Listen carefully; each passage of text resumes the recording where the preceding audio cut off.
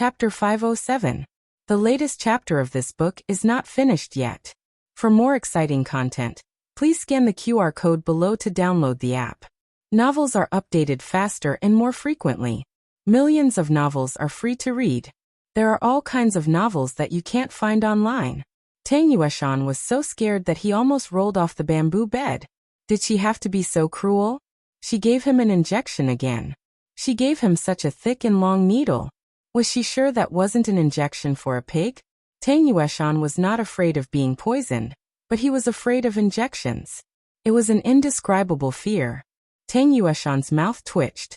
He said sarcastically, "We're comrades who fought side by side. Is this how you treat me? What happened to the basic trust between people? Fed to the dogs?" Gu Jiao said unabashedly, "I was being extra generous. I was going to poison you."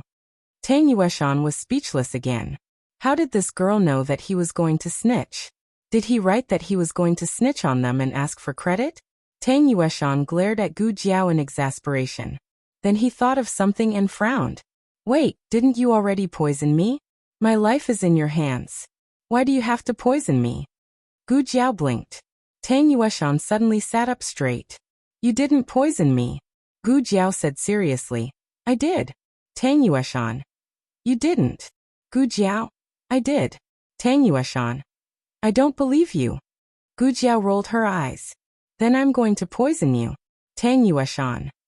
Tang Yueshan, who could not be corrupted by wealth and power, finally succumbed to the needle and promised that he would never tell anyone what he heard today. However, Gu Jiao did not buy it. A man's mouth is a liar. Tang Yueshan was confused. Where did she learn all this nonsense from? Tang Yueshan was furious. Although all was fair in war, he was not that cunning in private. He was not as shameless as Marquis Xianping. Tang Yueshan was a little angry, but he said seriously, "I'm the Grand Marshal of the world. I promised to keep your mouth shut, so I will keep my promise. Why don't you believe me?"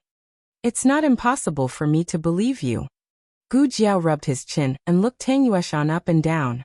Tang Yueshan felt an inexplicable sense of foreboding.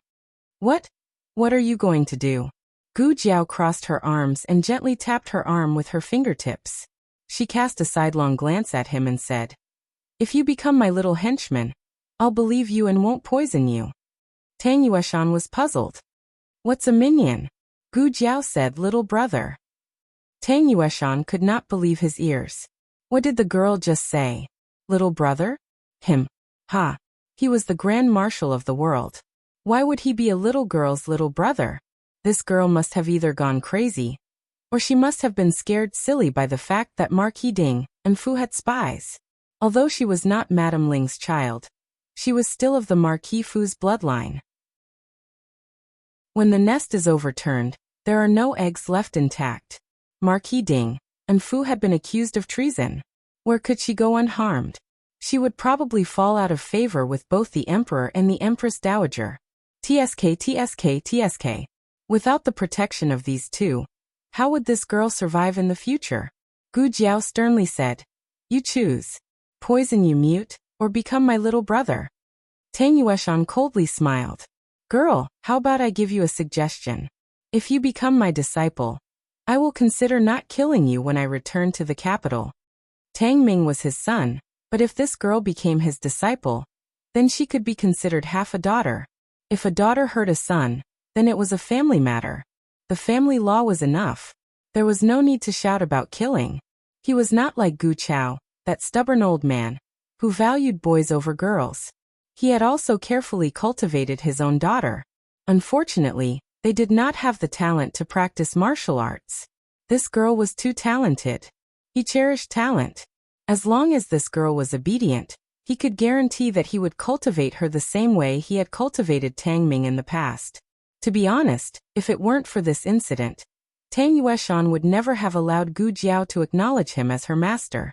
It was one thing for him to admire Gu Jiao's talent, but it was another thing for him to not be able to overcome the hurdle in his heart. However, the relationship between people was like an unpredictable game. No one knew which side would gain the upper hand in the next moment. It was very clear that with him heavily injured and Gu Jiao and Gu Chongqing at full strength, his chances of winning were not high. In order to live, he had to make a sacrifice, but a simple sacrifice made him unwilling. If he could take advantage of the sacrifice, then he would not feel so aggrieved. He would never admit that he coveted this girl. Gu Chao did not want her, but he did. Gu Chengfeng was completely immersed in his great shock. He was so stunned that he did not hear a word that Gu Jiao and Tang Yueshan were saying, until Gu Changqing came out of the room next door. When he passed by the door, he accidentally heard Tang Yueshan's voice. He opened the door and looked at the three people inside. He was surprised. "Why are you here?" This time, Gu Chengfeng reacted. When he saw Gu Changqing, the grievance in his heart surged like a tide. His little mouth twitched.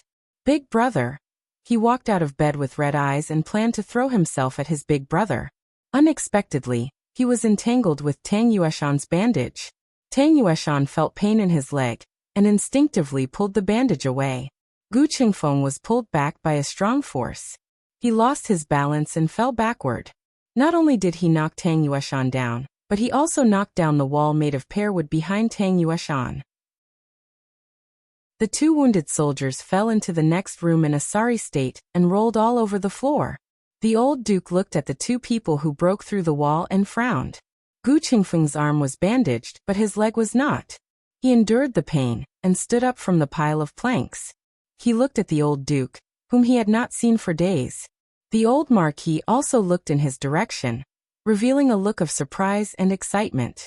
Gu Chengfeng was slightly stunned. "Grandfather is so excited to see me? Grandfather's favorite grandson is me."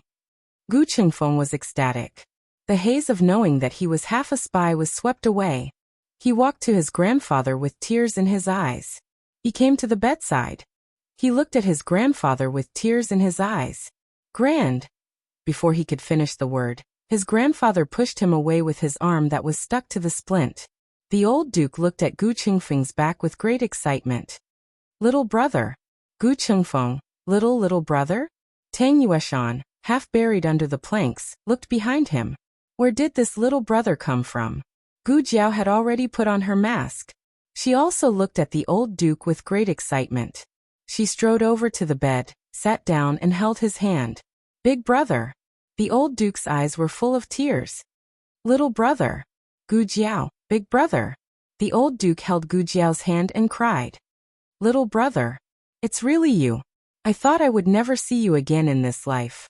It's so good to see you again in this life." Gu Chengfeng and Tang Yueshan finally understood who he was calling little brother. They vomited blood. "Digression, Xiaofeng.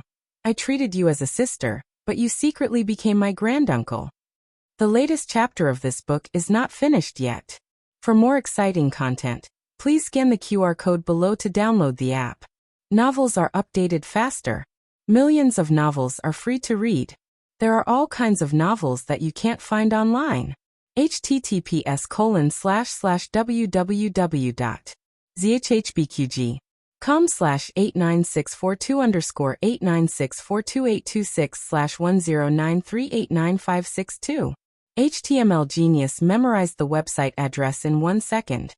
www.zhhbqg.com Bikuj mobile reading website.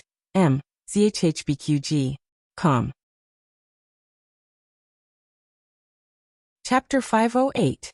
The latest chapter of this book is not finished yet. For more exciting content, please scan the QR code below to download the app. Novels are updated faster.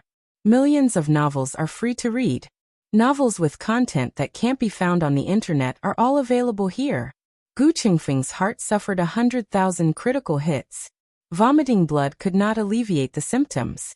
He wished he could empty himself and sacrifice his life. It was literally an act of utter sacrifice. He wanted to rub himself on the ground to see if it was true. His sister and his grandfather became sworn brothers. Then what was he? This girl came to the frontier fortress to save a brother of hers. Was she talking about his grandfather? She really had a brother. No, she said there was a fool. Gu Chengfeng choked and looked at himself in horror. He could not move his right arm, and then looked at Tang Yueshan, who could not move his left leg. The fool must be Tang Yueshan. No refuting. Tang Yueshan looked at Gu Chengfeng and frowned. Why is this boy looking at me strangely? In the next room, Gu Changqing, who saw the scene of the brothers recognizing each other, almost could not hold it in anymore. Although he had long known about this matter, the time when the old marquis was drunk and called Gu Jiao brothers, he and Gu Yan were next door. He was the one who sent the unconscious old marquis onto the carriage back to the residence. However, he thought she was just teasing his drunk grandfather. He really did not expect this girl to be addicted to the game and recognize her brother in the frontier fortress. Too naughty. Gu Changqing looked at his grandfather and Gu Jiao with a complicated expression. One dared to shout and the other dared to respond. The old duke and his brother recognized each other excitedly. From the moment he saw Gu Jiao, there was no room for anyone else in his eyes. Gu Qingfeng, who was standing next to him, was completely ignored.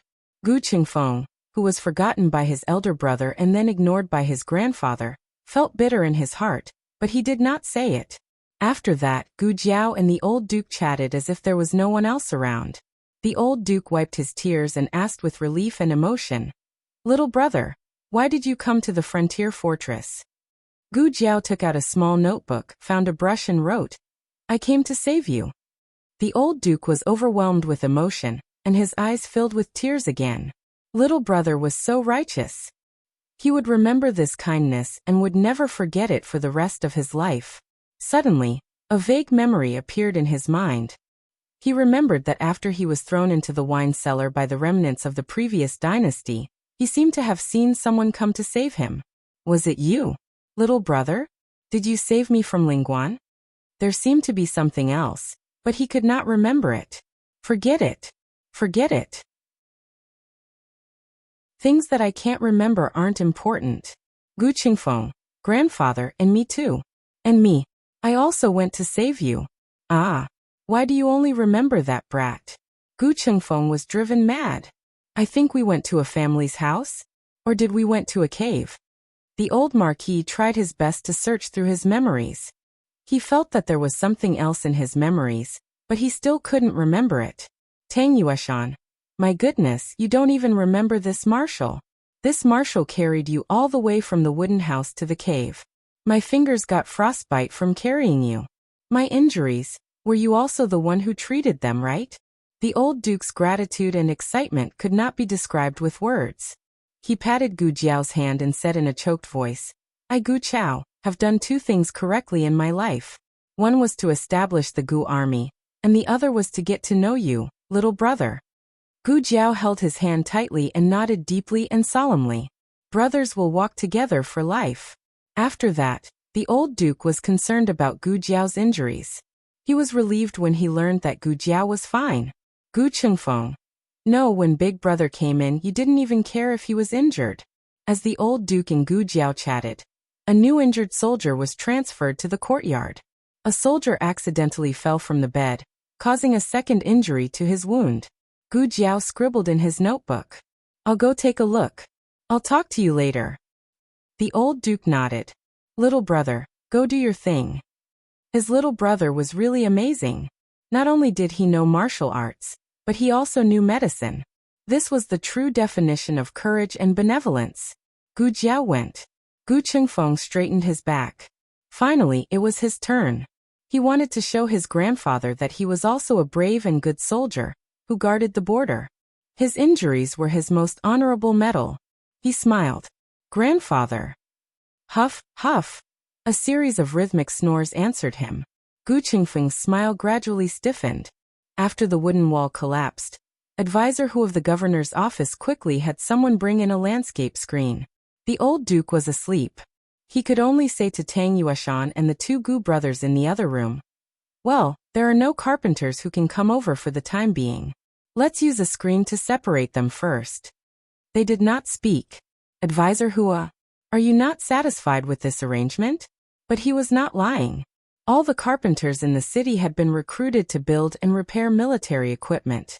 There was really no one to repair the wall. Put it here, Gu Changqing said. Ah, yes, yes. Advisor Hu asked someone to clean up the wooden planks on the floor and put the screen back in place. Then I'll take my leave. Gu Changqing nodded slightly. Advisor Hu left as if a heavy burden had been lifted off his shoulders. Was it an illusion? Why did the atmosphere in the room feel a bit strange? Tang Yueshan could not move his leg. He lay back on the bed. Gu Chongqing's leg was fine, but his arm hurt. He was also ordered to lie back on his bed by Gu Chongqing. At this time, the atmosphere in the room was indeed strange. It was not because Gu Jiao and the old marquis had recognized each other as brothers, but because Gu Chongqing and Gu Chengfeng had both reacted. Tang Yueshan had also seen everything that had happened today, including their mother's identity as a spy. What did this mean? It meant that if Tang Yueshan leaked the news, the whole war would be turned upside down.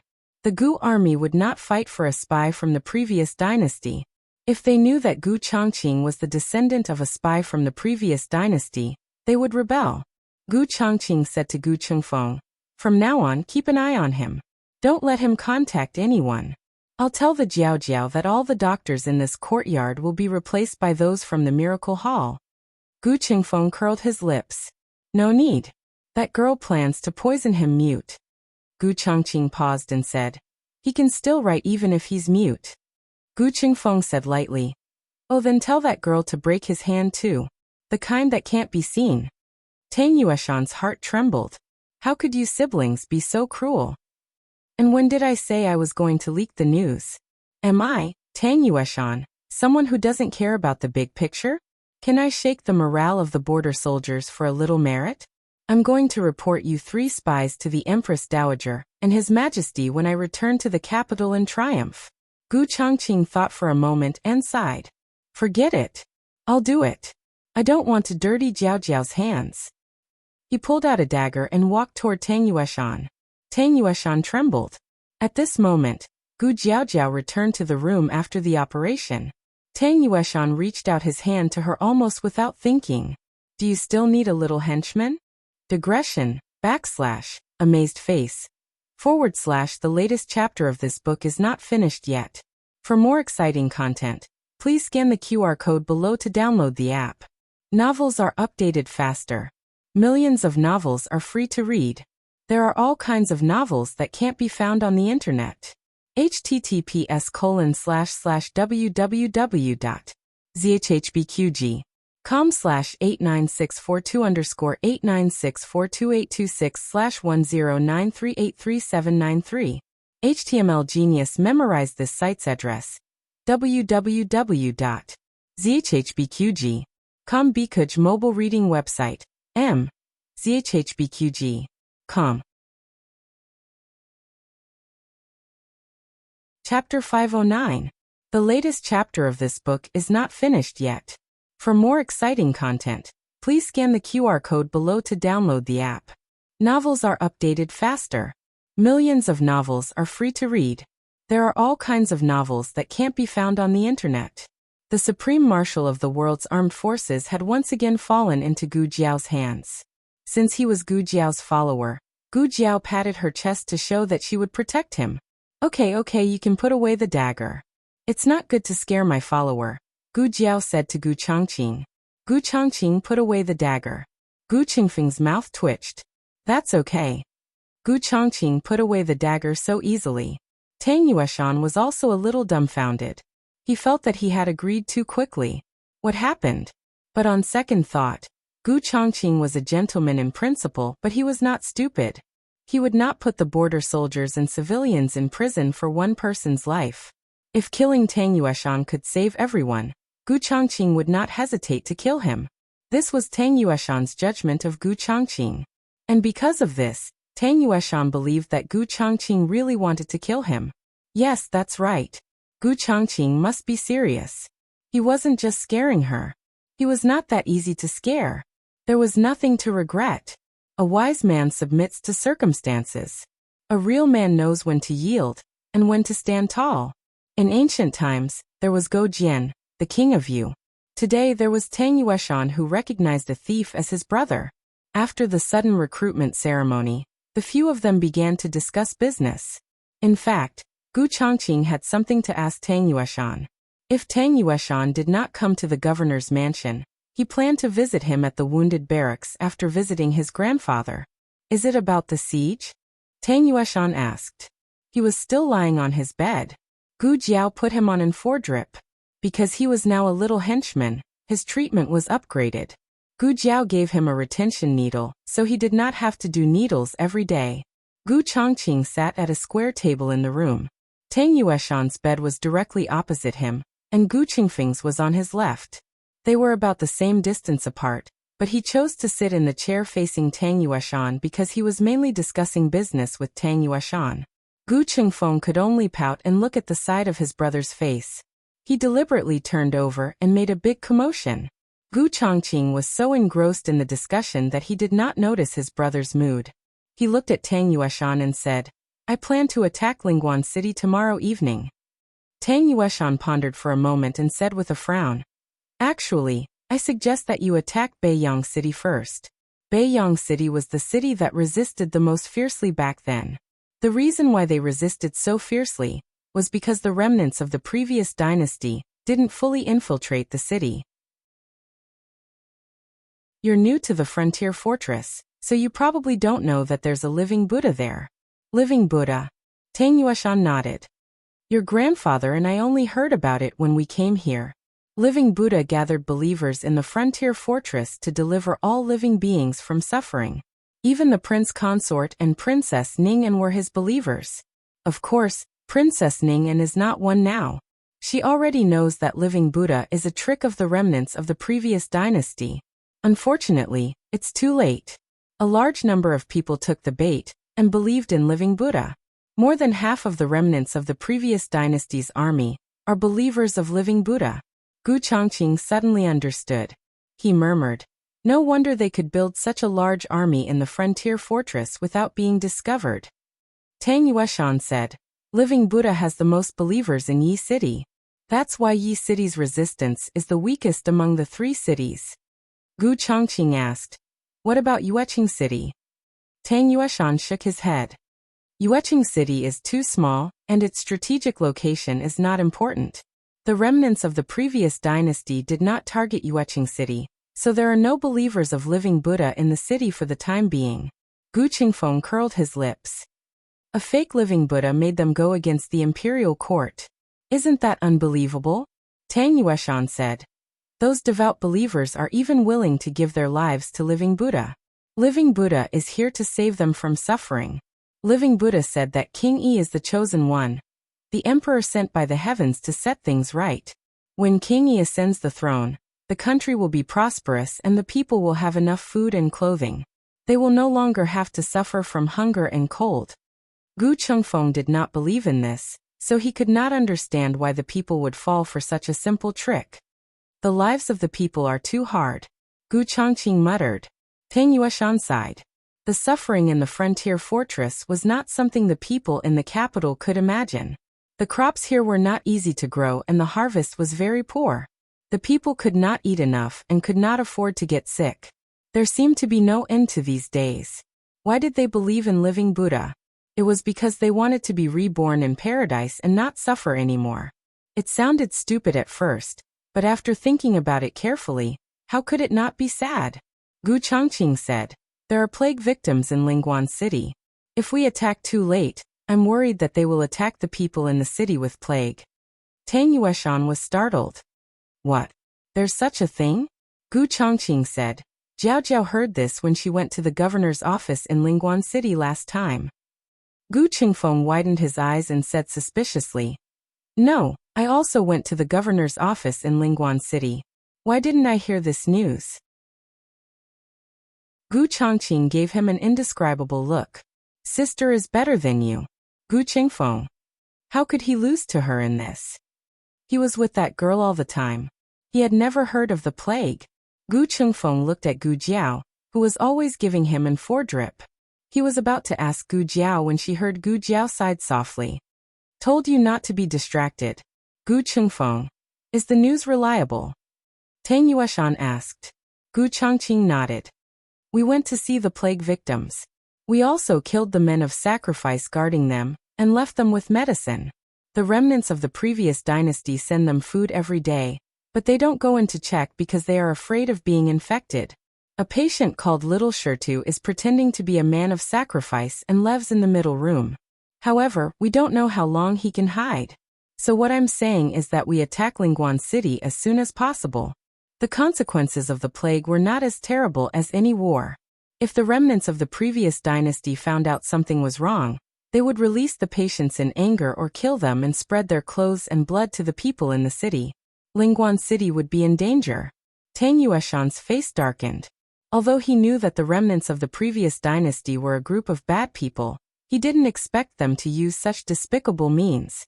It seemed that they had to attack Lingguan City first. Can the plague really be cured? Tang Yueshan asked. In Tang Yueshan's impression, the plague was usually not quelled by treatment. The victims of the plague were quarantined and died. Only when no more people were infected would the plague be considered to be over. Only Gu Jiao could answer this question. Gu Jiao hung the 4-drip on the hook at the head of the bed and said, "It can be cured. However, it's best not to let too many people get infected. I'm afraid that there won't be enough medicine." She had been overdosed in the past few days. She didn't know if it was her imagination, but the medicine box didn't seem to be shining again. It was as if the box had been emptied. This girl can even cure the plague. Tang Yueshan clutched his chest. What's with this sudden sense of pride? What's the relationship between the remnants of the previous dynasty and the Chen army? Gu Changqing continued to ask.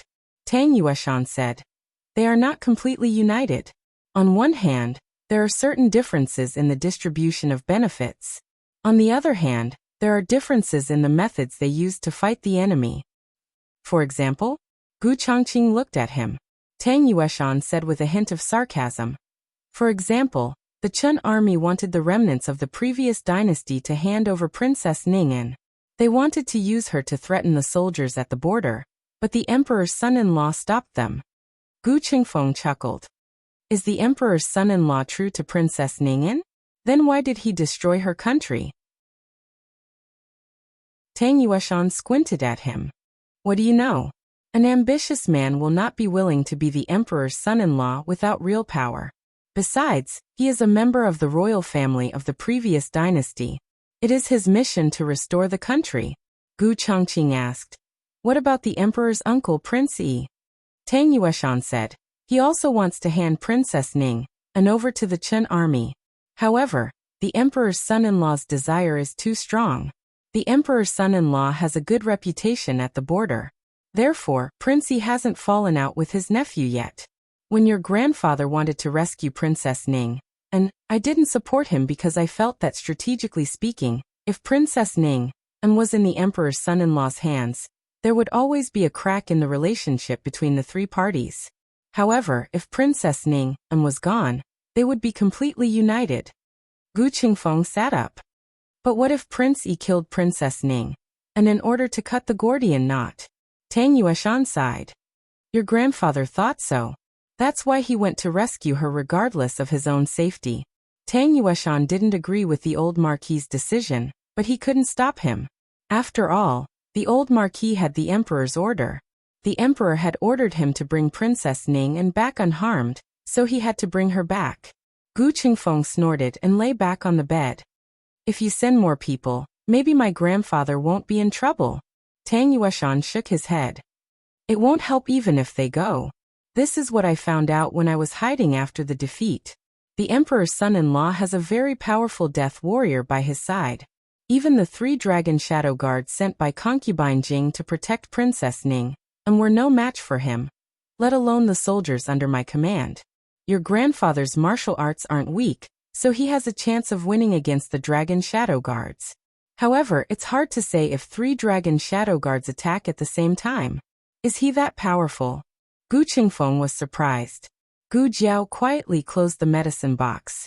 Was this death warrior the same one who cut off Gu Changqing's legs in the dream? If he could defeat 3 dragon shadow guards, then it was no wonder he could plot against Gu Changqing. However, from the looks of it, Gu Changqing's combat strength wasn't weak. Otherwise, he could have killed Gu Changqing in the open. What are you thinking about? Gu Changqing asked Gu Jiao after they came out of the room. It's snowing again. Gu Jiao stood in the corridor and looked at the swirling snowflakes. It's a good time to march. I wonder when it'll stop. It would be better to fight after the snow stopped. 7 o'clock, Gu Jiao said. You know how to read the sky? Gu Chongqing looked at her in surprise. Gu Jiao nodded without changing her expression. Yes, a little. Gu Chongqing smiled softly. He took off his cloak and put it on Gu Jiao. His slender but callous fingers tied the ribbon of the cloak for Gu Jiao. Gu Qingfeng's arhut bed was facing the main door. He lay on the bed and looked sourly at the scene of his elder brother putting on a cloak for Gu Jiao. He snorted and turned his body heavily. He didn't want to talk to his brother anymore. Tang Yueshan's thunderous snoring came from the room. Gu Qingfeng was upset. He covered his head with the quilt and stuffed his ears with cotton. However, as a martial artist, his hearing was too strong. Tang Yueshan's snoring was like thunder in his ears. Gu Qingfeng didn't know whether he was more angry at his brother for ignoring him, or at Tang Yueshan's snoring. Humph. You're all pissing me off. Fine. When I recover, I'll go back to the capital. I'll never come to this damned place again. What damned place? A familiar voice sounded beside his bed. Gu Qingfeng shuddered and froze. Why are you covering your head with the quilt? Don't you feel stuffy? Gu Chongqing reached out and pulled Gu Qingfeng's quilt down slowly. Gu Qingfeng resisted weakly, but he didn't have much strength. He looked at his brother who suddenly came back. His grievance multiplied. He knew he wasn't that good, but he tried his best. His brother praised all the soldiers who defended the city, but he didn't. He wasn't bad. He changed from a scholar to a soldier who killed enemies.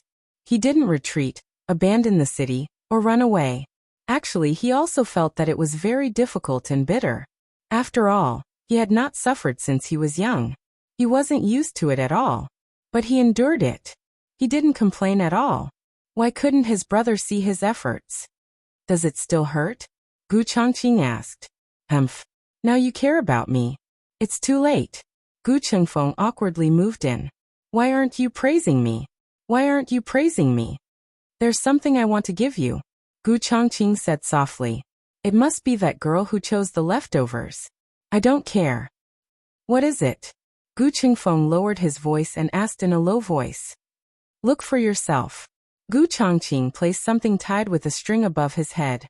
Gu Qingfeng still didn't turn around to look at Gu Chongqing. He coldly pulled that thing down with his hand.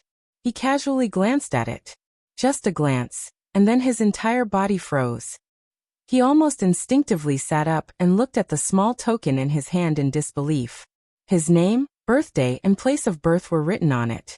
And on the back of the small token, there was a large Gu character. This is. He jumped down with a swoosh. With a limp arm, he looked at his brother. Gu Chongqing also looked at him. His expression was solemn. His eyes revealed the unyielding spirit of a soldier. The Gu family army's wooden token. From today onwards, you are a true Gu family army soldier. You must be loyal to His Majesty and do your best for the people. You must abide by military orders, punish evil, and protect the country and the people. You must also protect every river in the country of Zhao. You must protect every inch of the country of Zhao. If the enemy invades, they can only step over your corpse. Gu Qingfeng's chest swelled. His eyes were red and hot tears rolled down. He straightened his body and solemnly swore. Gu family army Gu Qingfeng accepts. The newest chapter of this book is not finished yet. For more exciting content, please scan the QR code below to download the app. Novels are updated even faster. Millions of novels are free to read. Novels that can't be found online are all here. https://www.zhhbqg.com/89642_8964286/1093666670. HTML Genius memorized this website's address in 1 second. www.zhhbqg.com Bikugo mobile reading website. zhhbqg.com. Chapter 510. The latest chapter of this book is not finished yet. For more exciting content, please scan the QR code below to download the app. Novels are updated even faster. Millions of novels are free to read. There are novels with connotations that can't be found online here. The Gu army had been preparing to attack the city since yesterday. However, other than Gu Chongqing and a few others, no one knew which city they were going to attack. According to the information obtained by the Gu army scouts, the Chen army predicted that Gu Chongqing would take the lead to attack Beiyang City. At this moment, Yi City had already begun to send reinforcements to Beiyang City. That's good. Lingguan City's 30,000 troops are no match for us. In the tent, the right commander said. Moreover, Beiyang City is further away from Lingguan City than Yi City. If the Chen army really goes to Beiyang City, then even if they realize that they've been tricked, they won't be able to turn around and reinforce Lingguan City in time. Gu Chongqing looked at the cities on the sand table and estimated the distance between them. Beiyang City, Lingguan City, Yuegu City, and Yi City happened to occupy the top, north, south, left, west, right, and east directions. Beiyang City was in the north, far away from Lingguan City in the south. However, Beiyang City was not that far from Yuegu City in the west. If they realized that they had been tricked, the first thing they would do would not be to reinforce Lingguan City, but to lead the army to attack Yuegu City. After explaining his analysis, the left and right commanders disagreed on how many troops to send. The right commander said, "We'll go all out and get rid of them as quickly as possible. Then we'll rush back. We might not be slower than the Chen army." The left commander said, Yuegu City is a total of 80 miles from Lingguan City. Yuegu City is also 80 miles from Beiyang City. As long as we attack the city, Beiyang City will receive a messenger pigeon. How long will it take to attack the city? When that time comes, it will be too late for us to turn back. The right commander said passionately, "Then let's fight another battle. Take back Yuegu City." The left commander said seriously, "But the people in the city will suffer the flames of war, and the injured soldiers and defenders will also be slaughtered." The right commander fell silent. Although his fighting style was aggressive, he did not ignore the lives of the people and the border soldiers. Gu Chongqing did not say anything. Today he had asked advisor Hu and Governor Cheng about the topography of this area. He knew that Yuegu City was indeed the same distance to Beiyang City and Lingguan City. However, compared to Yuegu City, Lingguan City's topography was higher while Beiyang City's topography was lower.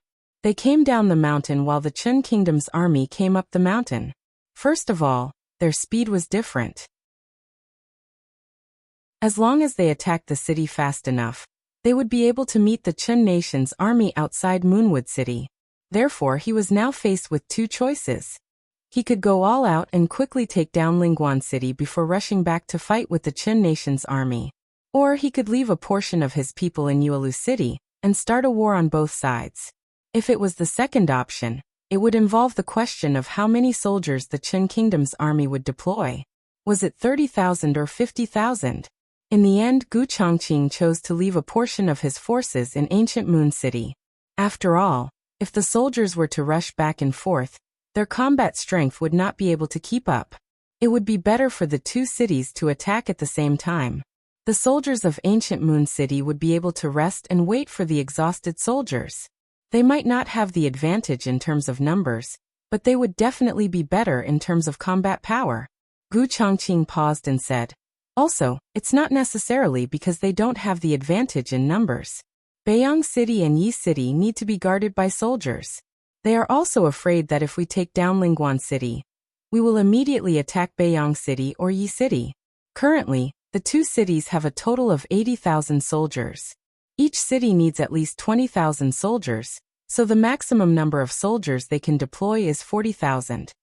After discussing with Tang Yueshan and his grandfather, the three of them agreed to leave 30,000 soldiers of the Gu clan to deal with the Chen nation's army.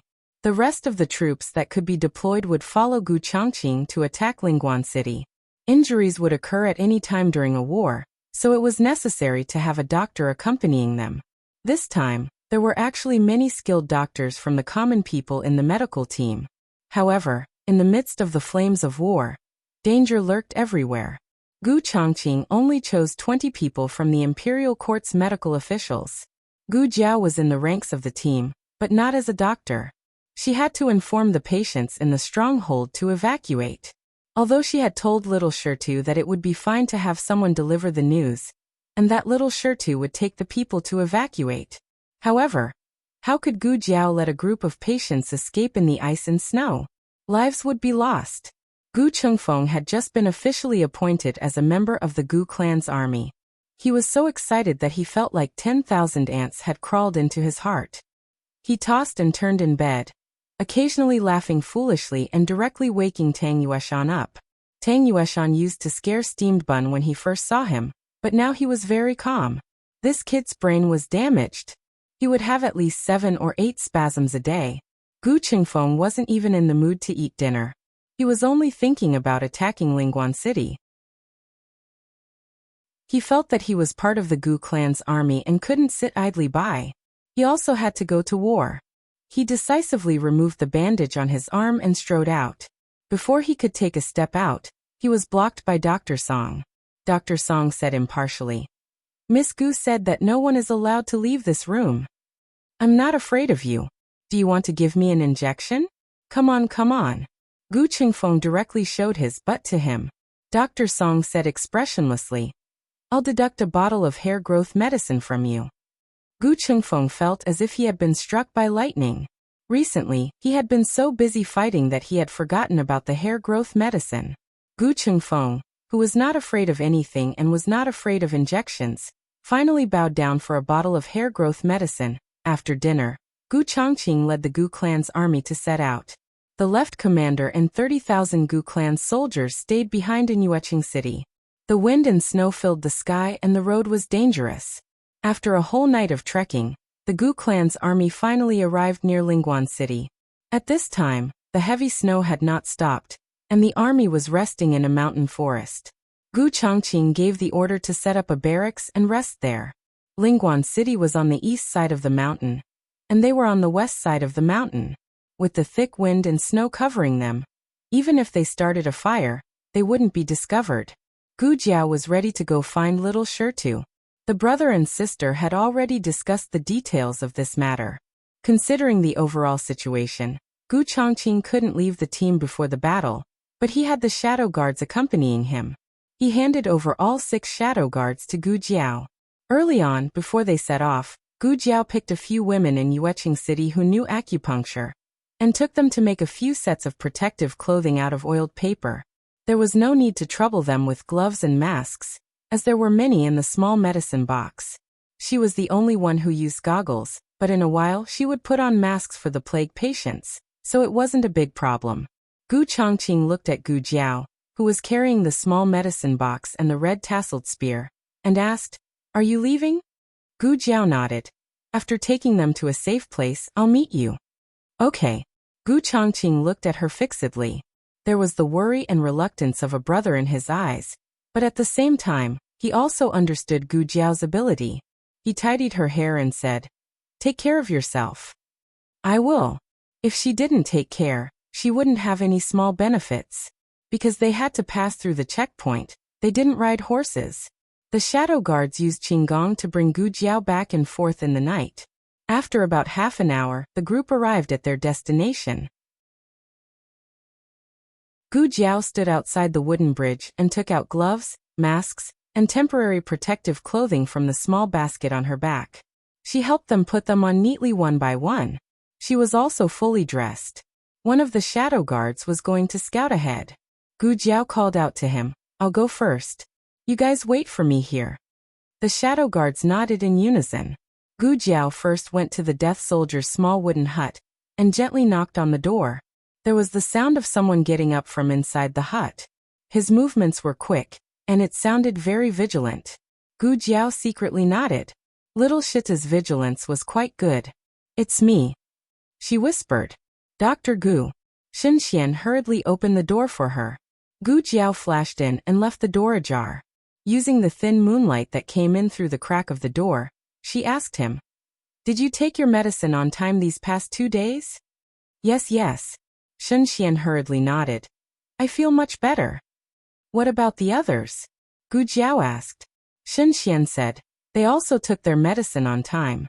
Most of them are getting better like me, but there are also some who don't have any changes." "There's no effect?"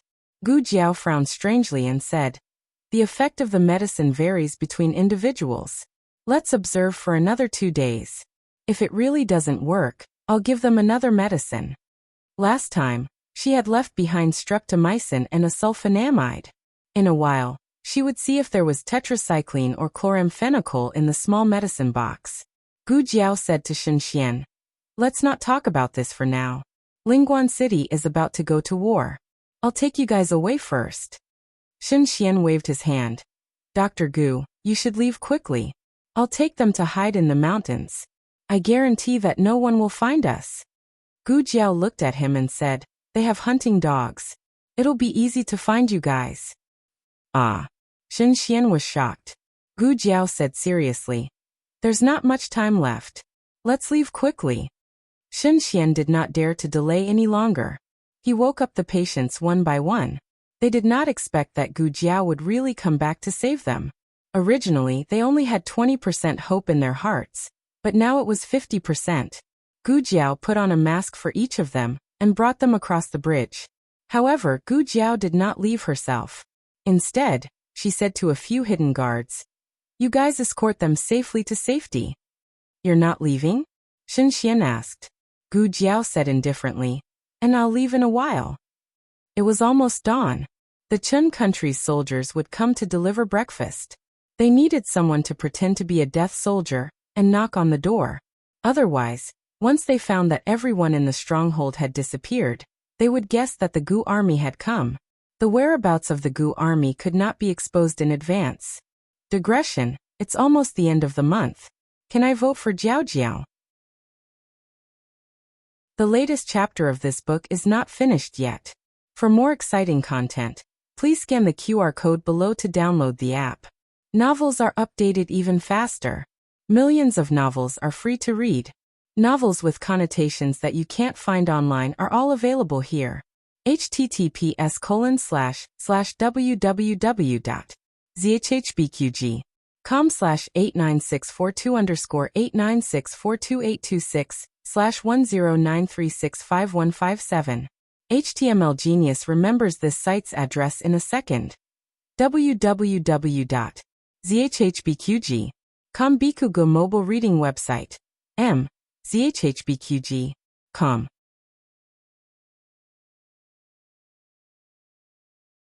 Chapter 511. The latest chapter of this book is not finished yet. For more exciting content, please scan the QR code below to download the app.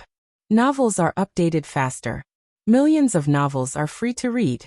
Novels with content that can't be found on the internet are available here. Shen Xian understood and said to Gu Jiao, "No, Dr. Gu, I'll stay here. You go first." Gu Jiao said, "You're not fast enough. You won't be able to catch up with us in a while, and you won't be able to understand the signals left along the way." Shen Xian was speechless.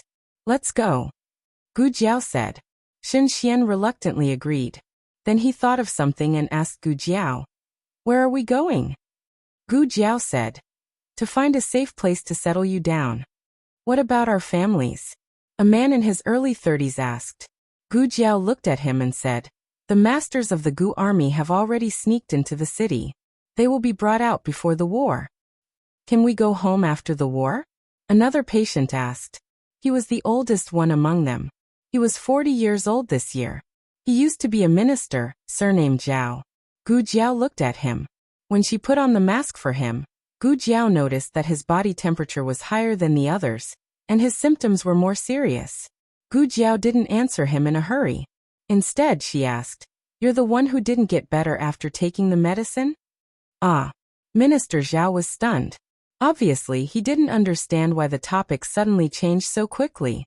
Gu Jiao didn't have time to carefully find the reason why he didn't get better. She just said to him, "You can't go home until you recover." Minister Zhao asked, "Recover? How long will that take?" Gu Jiao crossed her arms and said, "Let's see how fast you recover." Minister Zhao's face suddenly changed. There were 13 patients locked here. After eliminating the men of sacrifice, there were 12 people left. Among the 12 people, except for Minister Zhao, who didn't get better, the others' symptoms were more or less better than before. Although they were anxious to go back to see their families, they knew in their hearts that they had the plague. If they didn't recover, it would inevitably harm their families.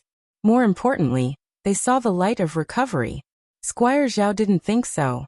He suddenly took a few steps back and walked onto the wooden bridge. He looked at Gu Jiao warily. Your medicine is completely ineffective. If we don't recover, will we be locked up by you for the rest of our lives?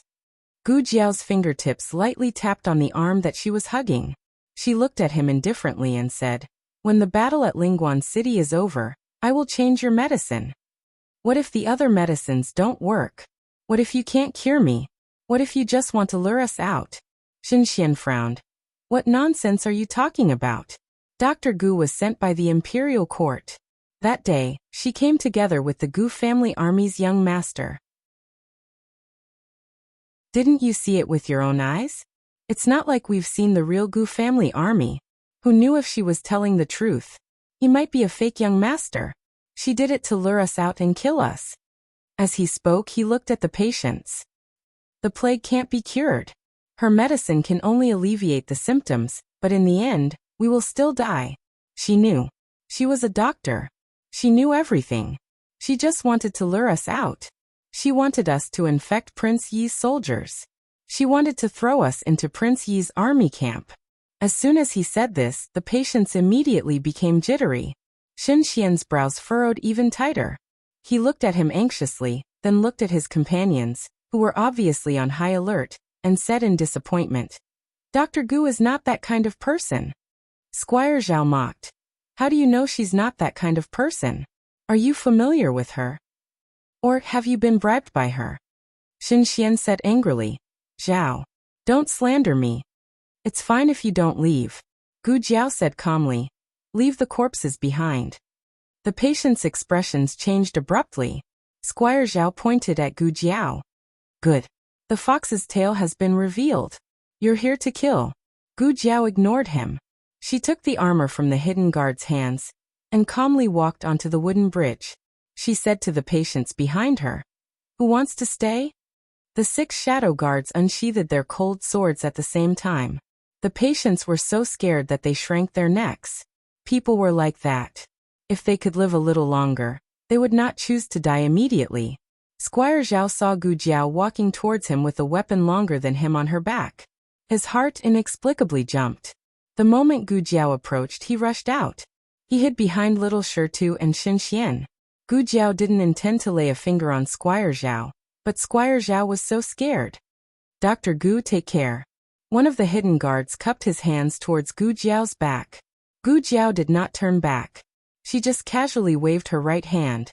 The group of people left under the escort of the hidden guards.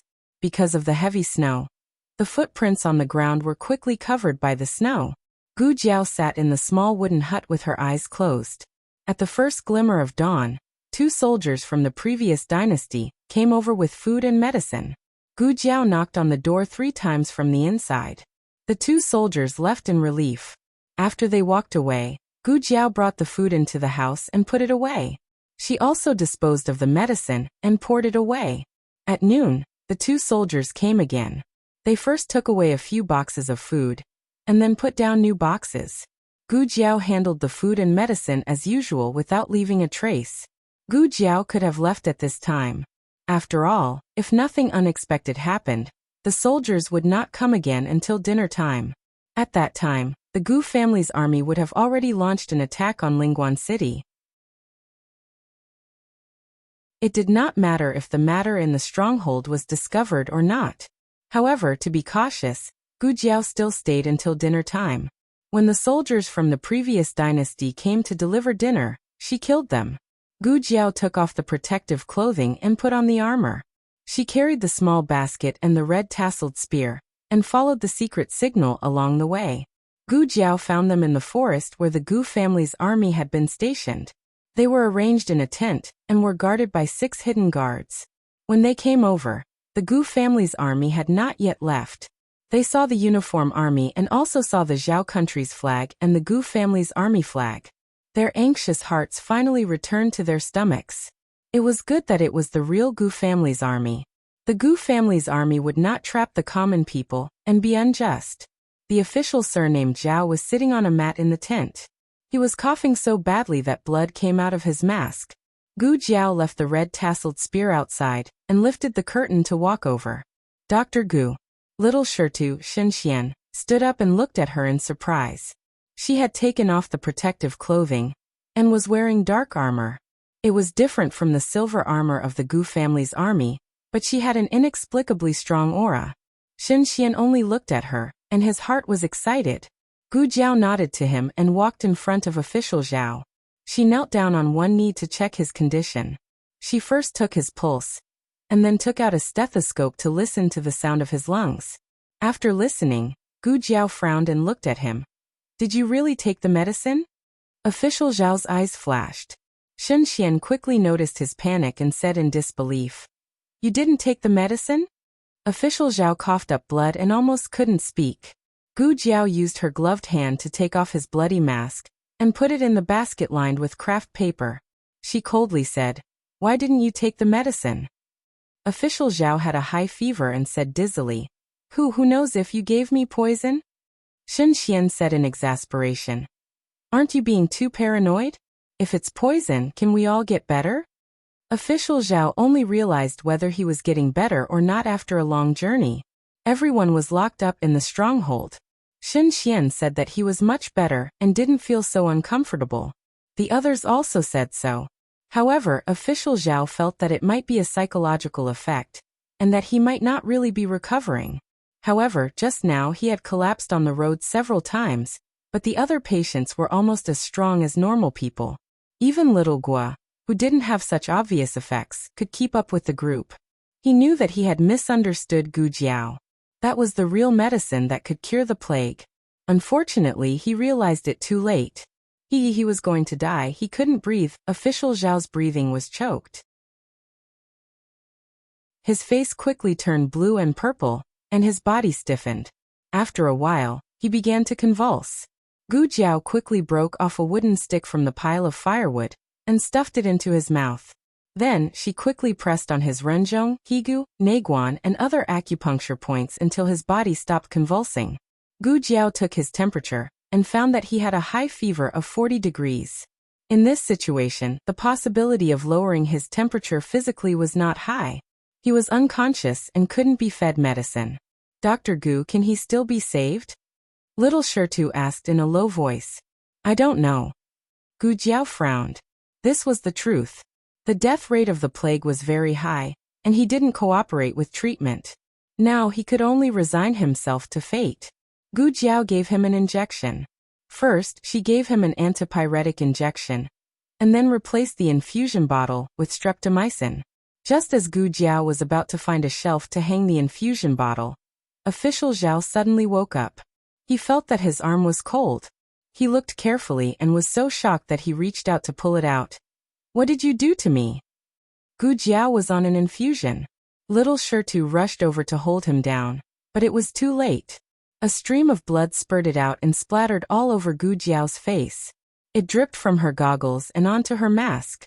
She smelled the strong scent of blood. The latest chapter of this book is not finished yet. For more exciting content, please scan the QR code below to download the app. Novels are updated at a faster rate. Millions of novels are free to read. All the novels that can't be found online are available here.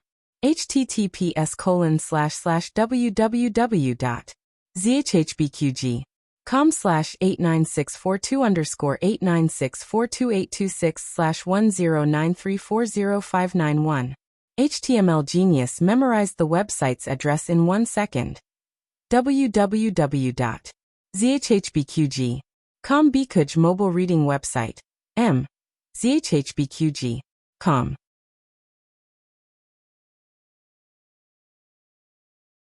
Chapter 512. The latest chapter of this book is not finished yet. For more exciting content, please scan the QR code below to download the app. Novels are updated faster. Millions of novels are free to read. Novels that can't be found online are all available here. Gu Jiao's mood almost instinctively became violent. The goggles turned blood red. As if the entire world had turned blood red. The heat of the blood seeped through the mask and burned her cheeks. The violent factor in her body began to surge endlessly. Everyone was dumbfounded. Squire Zhao was a plague patient. His blood was also sick. Dr. Gu, the hidden guards outside the tent heard the movement inside. One of them opened the curtain and saw Gu Jiao's face covered in blood. His expression changed, and he was about to walk towards Gu Jiao. Don't move. Gu Jiao raised her hand to stop him. The hidden guard's steps stopped. Dr. Gu, are you all right? What happened? I'm fine. Gu Jiao slowly lowered her hand. It seemed like a normal action, but no one knew how much self-control she used. She calmly said, "None of you are allowed to come in. Shen Xian, move aside." She always called him Little Shirtu, but this was the first time she called him by his name. Shen Xian subconsciously sensed that there was something wrong with her. Dr. Gu. He moved aside in a daze. Gu Jiao once again squatted down in front of Squire Zhao. Squire Zhao was intimidated by Gu Jiao's silent calmness. He didn't dare to move or make a sound. When he pulled out the needle, he used too much force and tore a blood vessel. Gu Jiao calmly and skillfully treated his injury. She reinserted the needle and calmly said, "The medicine is very expensive, don't make me waste it." She wouldn't waste medicine unless the person was dead. Squire Zhao looked at Gu Jiao, who didn't get angry at all. He didn't know why, but he inexplicably shivered. After Gu Jiao came out of the tent, she found an empty place and sat down against a bamboo tree. She took off the contaminated goggles and mask, as well as a pair of gloves. She did not know if she would be infected. She took 2 chloramphenicol from the small medicine box, grabbed a handful of cold snow, and swallowed it.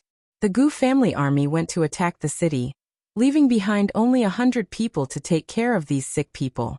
The forest was quiet, but Gu Jiao seemed to be able to hear the sound of war drums and horns, the sound of chariots slamming into the city gate, and the sound of the Gu army climbing up the ladder. She leaned against the bamboo and looked up at the obscure and boundless sky. A trace of confusion appeared on her face. For a moment, her mind was blank. Dr. Gu. A secret guard walked over and reported, "Someone's coming." Gu Jiao entered a state of combat readiness in a second. She stood up and picked up the small basket on her back. "How many people?" The shadow guard said, 20 people, and a few of them are death warriors.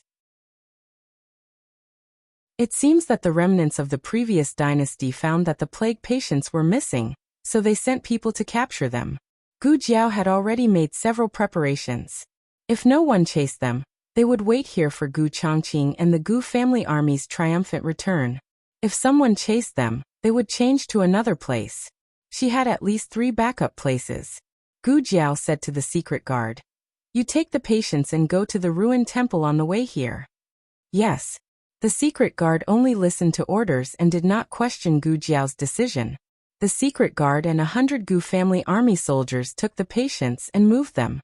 Squire Zhao was honest this time. He sat in the carriage, and Shen Xian hung his infusion bottle on the carriage. "Do you still remember how to pull out the needle?"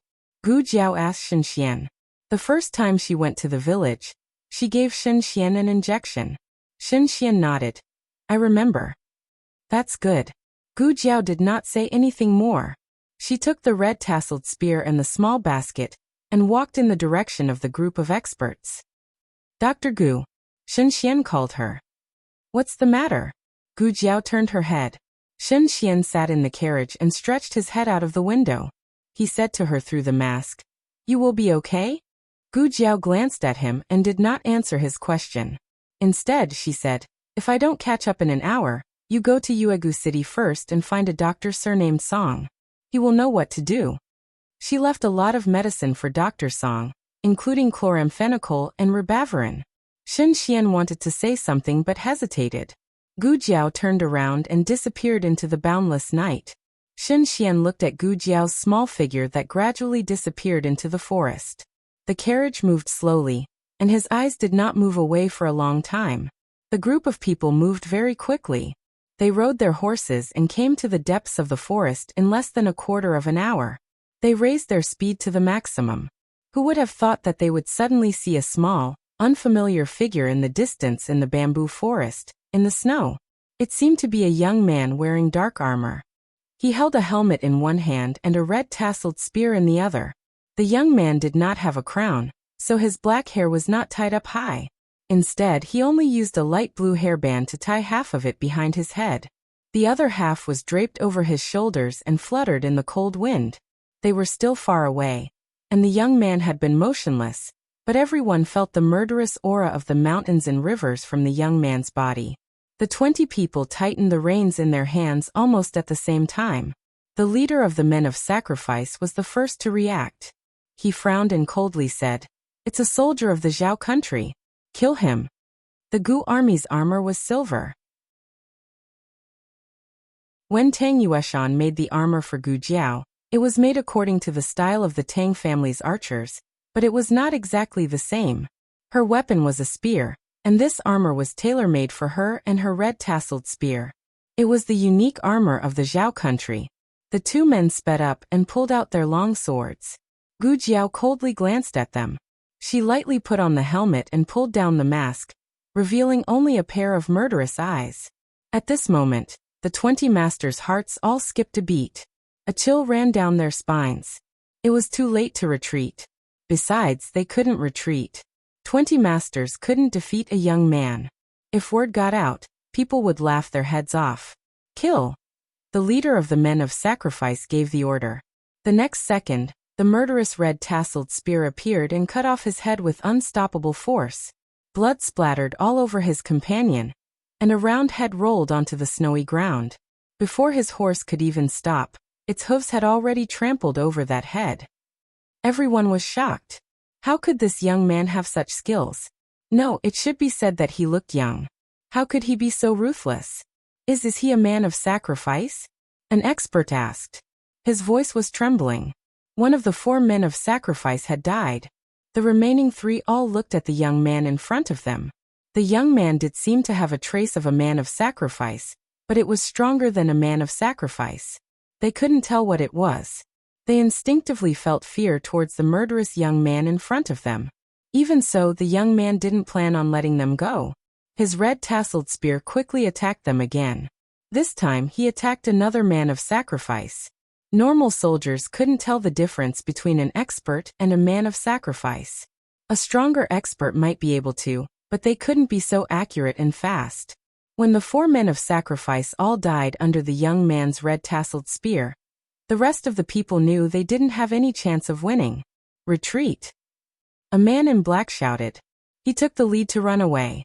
Gu Jiao grabbed the red-tasseled spear and coldly looked at his back. She suddenly threw the red-tasseled spear. The huge force was like 10,000 arrows, knocking the man in black and his armor off his horse. His entire back was pierced through, and he fell heavily into the snow. The rest of the people didn't even have the will to fight. They looked fearfully at the young man who pulled out the red-tasseled spear and walked towards them step by step. The blood from the red-tasseled spear dripped onto the snow, like flowers blooming on the road to the underworld. You don't come over. We're King Yi's trusted aides. Another man in black sat on the horse and held the reins tightly as he spoke to Gu Jiao. Gu Jiao didn't stop. Everyone couldn't help but gulp. The man in black continued. His Highness King Yi is the son of destiny chosen by the living Buddha. He's the Emperor's star. As long as you're willing, His Highness King Yi will definitely give you a high position and generous salary. The murderous young man was getting closer and closer. Everyone unconsciously leaned back. The man in black broke out in a cold sweat and said, You just have to let us go, and His Highness King Yi will reward you. Don't think that your Zhao Kingdom's imperial court will win just because the Gu army is here. The Chun Kingdom's 100,000 reinforcements will soon arrive at the frontier fortress. They've brought the Liang Kingdom's ballistae. Attacking the city is as easy as walking on flat ground. You can't win. Before he could finish, the young man's red-tasseled spear pierced his heart. You talk too much. The young man finished speaking indifferently and pulled out the red-tasseled spear expressionlessly. The black-clothed man fell straight into the snow. The horse neighed in fright and shifted its hooves uneasily. Everyone else kept their mouths shut. We don't talk much. Don't kill us. The young man glanced at them with a world-weary gaze. You don't even have any last words. Looks like you're ready to die. Everyone. The latest chapter of this book is not finished yet. For more exciting content, Please scan the QR code below to download the app. Novels are updated faster and more complete. Millions of novels are free to read. Novels with content that can't be found online are all available here. https://www.zhbqg.com/89642_8964226/1093397665. HTML Genius memorized this site's address in 1 second. www.zhbqg.com Bikuj mobile reading website. zhbqg.com.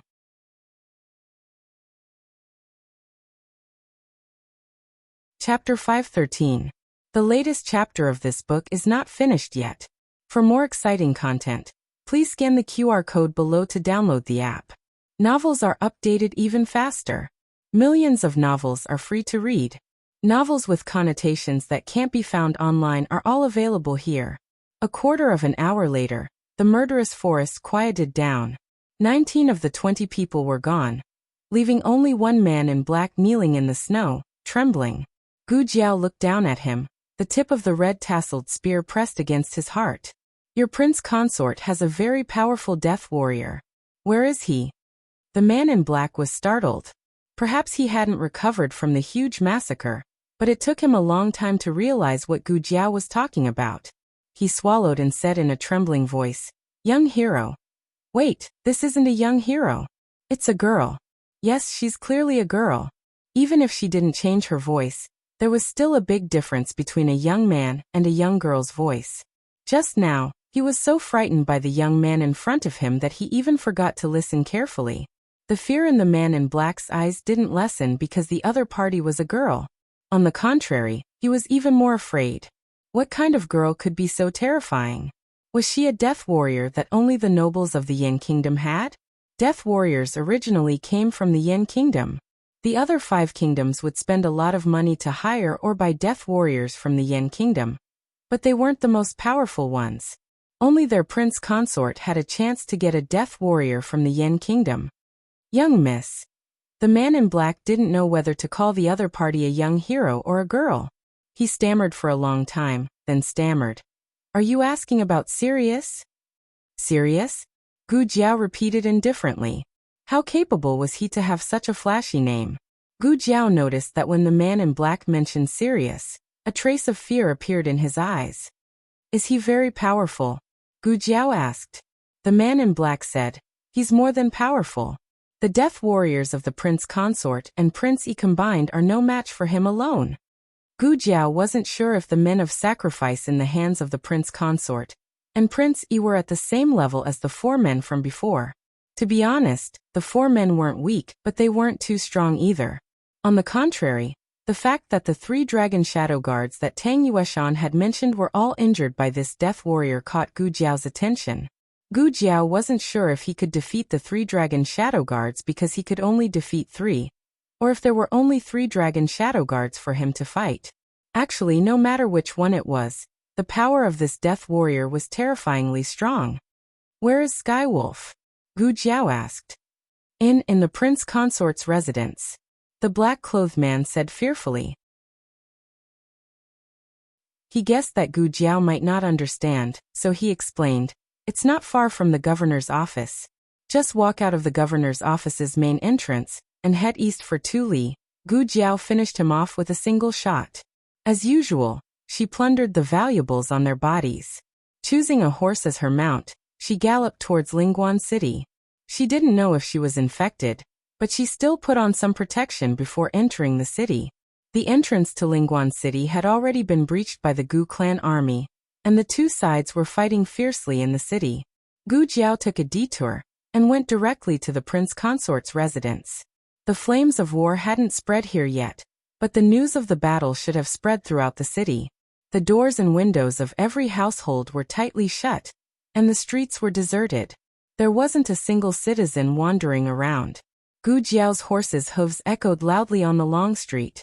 From time to time, there would be soldiers coming from the governor's office to provide reinforcements. Gu Jiao didn't fight them head-on. Her target was Skywolf. When she approached the prince consort's residence, Gu Jiao dismounted and left the horse in the alley. The last time Gu Jiao came to Lingguan City's governor's office, she had passed by here. At that time, she didn't know that this was the prince consort's residence. If there was a difference, there was. At least when she passed by here, there weren't so many soldiers guarding this place. This time, there was almost an entire army surrounding the residence. This action was somewhat thought-provoking. Lingguan City was at war, and the Gu clan army was at the city gates, fighting to the death with the remnants of the previous dynasty. Every soldier was important, but the prince consort had so many soldiers guarding the residence. He probably wasn't just guarding against Gu Chongqing and the Gu clan army, but also against his own uncle and the soldiers of the Qin kingdom. Once the remnants of the previous dynasty were defeated, Princess Ning'an would become their only bargaining chip to threaten the Zhao kingdom. King Yi definitely wanted to use Princess Ning'an as a shield, or use her to make a deal with the Qin kingdom army. Gu Jiao observed for a while in the alley across from her. Suddenly, several imperial bodyguards rode over and stopped in front of the gates of the prince consort's residence. The leader took out a token at his waist and said to the soldiers guarding the residence, "The prince consort has orders to transfer the princess to a safe place." The soldiers guarding the residence moved aside to make a path. The bodyguards entered the residence. Since they wanted to transfer Princess Ning'an, that person called Tianlang should also be escorting Princess Ning'an away. Gu Jiao decided to wait for him to come out, and wait for an opportunity to make a move on him on the way. Gu Jiao waited in the alley for about 15 minutes before the bodyguards rode out again. It was still the leader who spoke. He said to the soldiers, "Come with us to escort the princess away." "Yes." The soldiers responded. Gu Jiao's eyes turned cold. The soldiers lined up on both sides. In a flash, a tightly shut carriage drove out of the residence. The person sitting in the carriage must be Princess Ning'an. Gu Jiao's goal was very clear. It was to kill Tianlang. As for Princess Ning'an, if there was a chance after killing Tianlang, she would take her away with her. But she wouldn't give up on killing Tianlang just to save her. After the carriage left the residence, a dark horse stepped out from behind the door with heavy hooves. A man wearing black armor sat on the horse's back. Even though he was sitting on the horse, one could still see that he was tall and straight. He was taller than the average man. Like Gu Jiao, he was wearing a metal helmet, only revealing a pair of cold eyes. From a distance, his eyes seemed to be blood red, revealing a murderous aura. The moment he rode out on his horse, the horses around him became restless. Gu Jiao stared at him without blinking. She clenched the red-tasseled spear in her hand. After that, several more carriages came out of the residence. After they left, Gu Jiao went to the alley to get the horse. In order not to be discovered, Gu Jiao stayed far away. The snow had stopped, and there were footprints everywhere in the snow. She didn't have to worry about losing track of them. However, this group of people was not completely brainless. They probably guessed that the traces in the snow would easily expose their whereabouts. Not long after, they began to split into two groups. When they reached the next fork in the road, they began to split into 4 groups. No wonder there are so many carriages. They are all used to confuse people. But Gu Jiao didn't remember the tracks of the carriages, but rather Tianlang's hoofprints. His horse was taller than a normal horse, so the hoofprints were deeper. It was easy to say, but it wasn't easy to tell which of the hoofprints were deeper. It was a good thing that Gu Jiao had undergone tracking training in the organization. She followed Tianlang's hoofprints through Lingguan City, and came to the quiet and cold outskirts. When they passed by a small hill, Tianlang's hoofprints suddenly disappeared. Gu Jiao's brows knit. After that, a cold aura came from the soles of her feet. Killing intent came from everywhere. Gu Jiao suddenly raised her red-tasseled spear, and swung it above her head to block it. With a loud clang, the weapons collided fiercely, creating tiny golden sparks in the darkness of the night. It was Tianlang. He had found her. He decided to wait here and kill her. The horse couldn't withstand the great pressure. It cried out in pain and wildly charged forward. And it was this charge that caused Gu Jiao to lose her balance. Gu Jiao leaned back and raised her foot to kick Tianlang's chin. Tianlang's palm hit the bottom of her boot. Gu Jiao borrowed the force and flipped backwards. The red-tasseled spear touched the snow, helping her to stabilize her body after flipping in the air. Gu Jiao held the red-tasseled spear and vigilantly stood in the ice and snow. About 10 feet in front of her stood the tall and sturdy Tian Lang, whose killing intent filled the sky. Gu Jiao found that she had underestimated his height. His weapon was also a red-tasseled spear. It was the same size as Gu Jiao's red-tasseled spear, but it was clear that his red-tasseled spear couldn't compare to Gu Jiao's. His eyes fell on Gu Jiao's red-tasseled spear. He slightly narrowed his eyes, as if he was a little surprised. Gu Jiao followed his gaze and looked at the red-tasseled spear in her hand. That attack just now was truly terrifying. If it was any other weapon, it would have already been broken in half. Her red-tasseled spear didn't even have a small crack on it. Her sworn brother was loyal enough to give her a peerless divine weapon. Tian Lang stared at Gu Jiao's red-tasseled spear.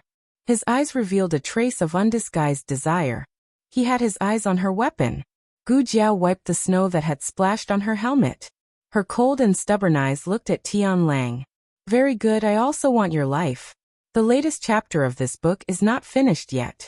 For more exciting content, please scan the QR code below to download the app. Novels are updated faster and more complete. Millions of novels are free to read. Novels with content that can't be found on the internet are all available here. https://www.zhbqg.com/89642_8964286/1093164454. HTML Genius remembered the website address in 1 second. www.zhbqg.com Bikaga mobile reading website. zhbqg.com.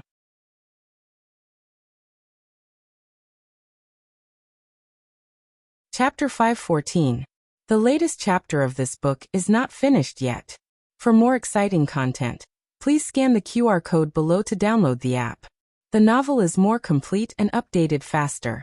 Millions of novels are free to read. There are all the novels that you can't find on the internet. It was impossible to deal with an expert like Sirius head-on. She had only recovered 20 to 30% of her strength. She couldn't even beat the dragon shadow guards, let alone Sirius. She had to outsmart him. However, Gu Jiao didn't expect Sirius to be so vigilant. This wasn't the most advantageous terrain in Gu Jiao's plan. She had seen the map of Lingguan City. There was a canyon 3 miles ahead in this direction. That canyon was the battlefield for her to deal with Sirius. Unfortunately, Sirius found it too early. The current geographical conditions were a little unfavorable for Gu Jiao. It was too open. It was too suitable for Sirius to slaughter Gu Jiao, this little cub. Sirius didn't even ask who Gu Jiao was. He just used his second killing move on Gu Jiao.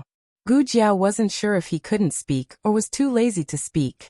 He looked at Gu Jiao with disdain. That was true. With his skills, he was an adult wolf. Gu Jiao could only be considered a lone wolf's cub at most. What was there to be afraid of? Sirius's second attack was no longer aimed at Gu Jiao's red-tasseled spear. Since he had taken a fancy to this weapon, he wouldn't destroy it. He directly stabbed at Gu Jiao's neck. He actually intended to cut off Gu Jiao's head. This kind of fighting style was too arrogant. Gu Jiao blocked his attack with her spear for the second time. Sirius's cold eyes narrowed slightly. He didn't expect this little cub to have some skills. Gu Jiao always remembered what her godfather had told her. The best defense in the world was offense. She couldn't stay in the same place and wait for Sirius to hit her. She had to hit Sirius. She grabbed the red-tasseled spear with her right hand and attacked Sirius's face. Her left hand secretly held the syringe hidden in her sleeve. She pushed off the needle cap with her thumb and stabbed Sky Wolf's neck the moment she got close to it. Sirius was fully armed. Only his neck, hands, and eyes were exposed.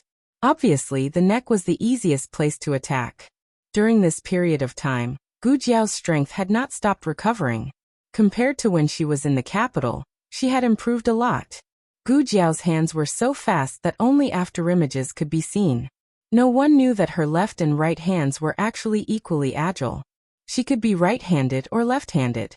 Her habits were habits that she wanted others to see. It had to be said that her hand was too fast, so fast that Sirius did not expect that she would use a hidden weapon on him. However, Sirius was not to be trifled with. The moment the needle pierced his neck, he reacted in time and sent Gu Jiao flying with a slap. Gu Jiao slid back dozens of steps in the snow. She did not stop until she stabbed the red-tasseled spear into the depths of the snow. The syringe was also sent flying. What a pity. That was a superior anesthetic. It was okay to fight, but it was not a waste of medicine. Gu Jiao was very angry. She straightened up while gasping.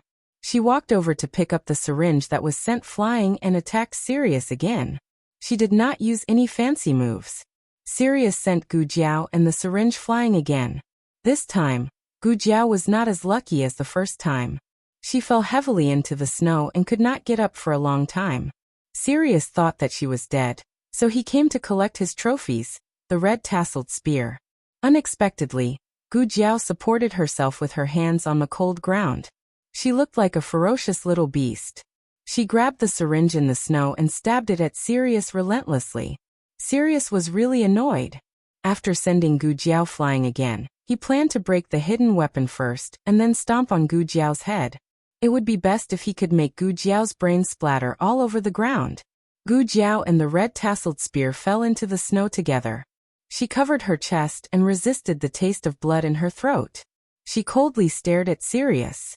Sirius came to the other side and raised his foot to stomp on the syringe. However, at this moment, something incredible happened. The moment the syringe broke, Sirius was sent flying by the sudden explosion under his foot. Gu Jiao coldly raised the corner of her mouth. Did he really think that it was still a syringe? Did he know about detonators? It was not easy to make a detonator. Secondly, it was hard to preserve. It would explode once it was shaken. If it was shaken before it left her hand, the first one to die would be Gu Jiao herself. Moreover, the detonator she made was different from the detonators in her previous life. First of all, it was much less powerful. After all, she extracted the nitroglycerin from the medicine in the small medicine box. The purity and dosage were not high enough. She only had one. She had never tried it before. However, judging from the blood on Sirius's body, it seemed to be quite powerful. It was stronger than the black fire pearl. Sirius fell into the snow. His armor was broken and his helmet was blown away. It was hard to tell where he was injured, but his body was covered in blood. He tried to move, but the knockoff detonator was probably too powerful. His body trembled slightly and he couldn't get up for a long time. Very good, I'll kill you while you're sick. Gu Jiao grabbed the red-tasseled spear and walked towards Sirius while enduring the pain all over her body. She had thought about using the detonator on Sirius, but she was not sure if Sirius would choose to dodge. If he dodged, she would not be able to hit him. So she could only lure him to destroy the detonator himself.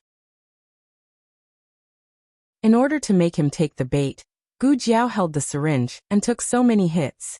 Now she was a little exhausted. Gu Jiao walked to Sirius and looked at him panting. But, I still have the strength to kill you. Then, she gritted her teeth, raised the red-tasseled spear and stabbed at Sirius's heart. In the blink of an eye, Sirius, who had been stunned by the explosion, suddenly grabbed Gu Jiao's spear with a sense of crisis. He abruptly pulled downwards. Gu Jiao's exhausted body almost fell forward uncontrollably. Sirius raised his other hand and grabbed Gu Jiao's neck. His scarlet eyes made him look like a ferocious beast. But he forgot that Gu Jiao was also a ferocious little beast. Gu Jiao did not grab his hand that was grabbing her neck at all. Instead, she turned her hand and the real syringe fell into her hand. She stabbed it into his shoulder at lightning speed. This time it was not anesthetic. It was neurotoxin. It could paralyze the nerve center of the human body in a very short time, paralyze the muscles and limbs, and gradually make the person lose the ability to breathe on his own, and finally suffocate to death. This was a special neurotoxin from the Research Institute. It was several times faster than the same kind of neurotoxin on the market. An ordinary person would take effect in 3 seconds, but he was a master. Gu Jiao gave him 10 seconds. However, 10 seconds passed.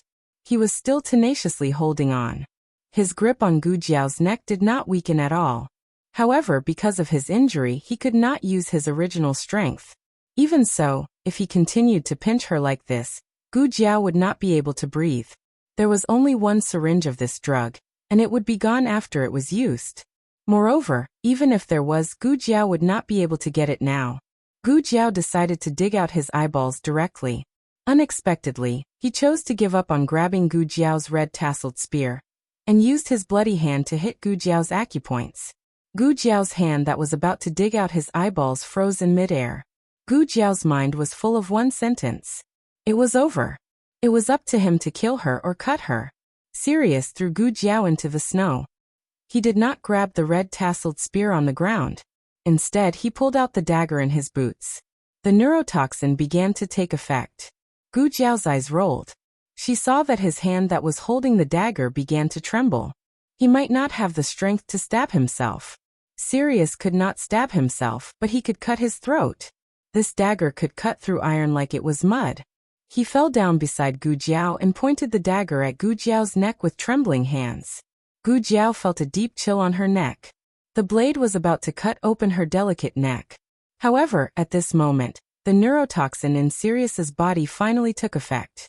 His hand trembled, and the dagger fell beside Gu Jiao's ear. He fell on his knees on Gu Jiao's body. Gu Jiao. Sirius fell sideways on Gu Jiao's body. His head was facing down in the snow. It was quite heavy. Snow began to fall from the sky again. It was not heavy, but the north wind was extremely cold. It was like a knife cutting people's faces. Gu Jiao's pressure points were sealed. She lay in the snow unable to move. The neurotoxin paralyzed Sirius's breathing. Sirius finally became an ice-cold corpse. However, Gu Jiao's body also began to stiffen. She looked at the snowflakes in the sky. She looked at the obscure and boundless sky. She listened to the cold wind whistling past her ears. Bit by bit, she lost consciousness. It had to be said that the path of the emperor's son-in-law was very good. Other than her, no one else could find it. The vast snowfield stretched as far as the eye could see. Who could see the two tiny figures lying in the snow? After an unknown amount of time, the light shui turned into goose feather heavy snow. The blood and smell on the ground were covered by large pieces of snow. She and Sirius were also covered in a thin layer of snow. Digression. Let me guess. Someone will jump out and say that Jiao Jiao is weak, or too reckless. What I want to say is that Jiao Jiao's goal was to kill Sirius. She did it. She protected her brother. She was great. The latest chapter of this book is not finished yet. For more exciting content, please scan the QR code below to download the app. Novels are updated faster. Millions of novels are free to read. Novels with content that you can't find online are all available here. https://www.zhbqg.com/89642_8964286/1093149777. HTML Genius remembered the website address in 1 second. www.zhbqg.com Bikaga mobile reading website. zhbqg.com.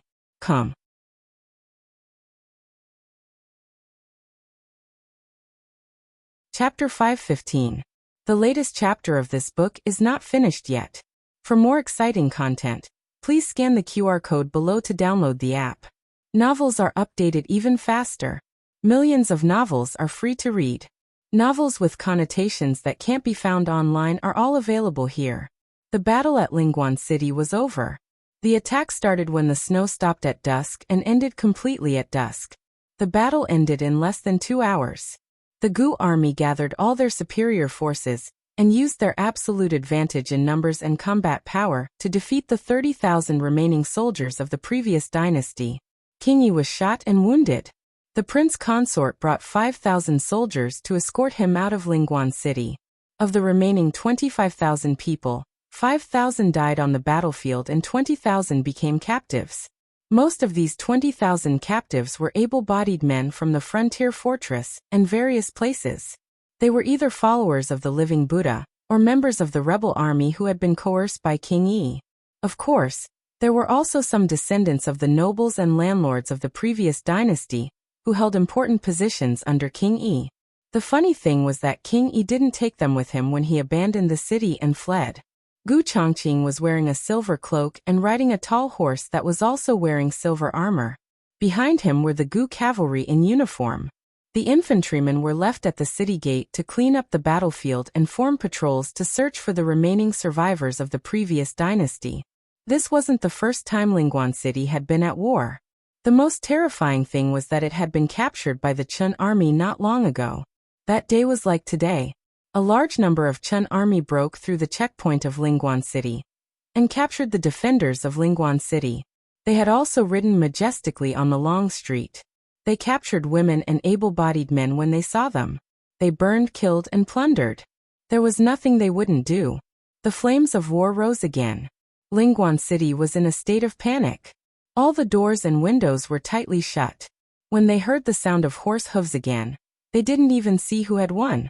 They all hid in their homes in fear. But the sound of horse hooves came closer, and then farther away. There were no women's screams, no men's roars, and no soldiers breaking down doors to plunder. Finally, a brave lad quietly pushed open a door and peeked outside. He saw the Zhao nation's flag fluttering in the night and cold wind. He also saw the Gu army's flag protecting the Zhao nation's flag. "It's the Gu army," he shouted. When the commoners heard that it was the Gu family army, they all had some hope. However, they didn't have the courage to immediately come to the long street. They also opened a crack in the door and looked outside. The Gu clan army walked from the west end of the long street to the east end of the long street, all the way in the direction of the governor's office. They did not disturb any of the people in the city, nor did they take away any sheep or chicken by the roadside. Their military discipline was strict, and they were full of righteousness. Gradually, commoners began to walk out of their homes. At first, there was only one, but later on, a large group of them slowly gathered. They curiously followed the Gu family army in the direction of the governor's office. At this moment, the governor's office was completely surrounded by the Gu family army. General Zhang searched the governor's office inside and out, and found dozens of King Yi's aides. He also annihilated the thousands of Chun soldiers who did not manage to retreat from the city in time. When Gu Chongqing led the steel cavalry to the entrance of the governor's office, the commoners also followed. General Zhang suddenly escorted out a bald monk wearing a kasaya from a nearby residence. The monk was about 50 years old. He had a benevolent look, a broad heart, and a fat body. Many of the commoners recognized him. A woman exclaimed, "It's the living Buddha! They captured the living Buddha." Hearing the cries of astonishment from the commoners, the eyes of the bald monk, who was originally terrified, flashed. He straightened his back and said fearlessly, "Amitba, good indeed. Benefactors, why are you committing such a great massacre in the city?" "CK your mother's benefactor." Zhang Can kicked the bald monk's butt, causing him to fall flat on the ground. Fake monk. Swindling and deceiving. The living Buddha's reputation in Lingguan City was quite high. General Zhang's actions had undoubtedly angered a portion of the citizens. General Zhang didn't think it was the people's fault. After all, they were innocent. It was this shameless fake monk who colluded with King Yi and fooled the soldiers and people at the frontier fortress. Zhang Can wanted to vent all his anger on this fake monk, but he was stopped by Gu Chongqing. Gu Chongqing said faintly, "Stop." General Zhang cupped his hands and retreated to the side. "Yes, General." The fake monk was in so much pain that he cursed 3 times in his heart. However, he didn't dare to show it on his face. He simply sat cross-legged on the ground, Buddhist beads hanging from one hand. He made a Buddhist salute, and said as if he was delivering all living beings from torment, "Amitba, benefactors have killed too many people. My Buddha is merciful. I hope that benefactors will stop killing for no reason." "How can you do this to the living Buddha? The living Buddha is a good person. He was sent by the Buddha to save us. You don't respect the living Buddha. You will suffer retribution," an old lady said with righteous indignation. General Zhang had a toothache. "Old lady, open your eyes and take a look. This bald donkey is a fake."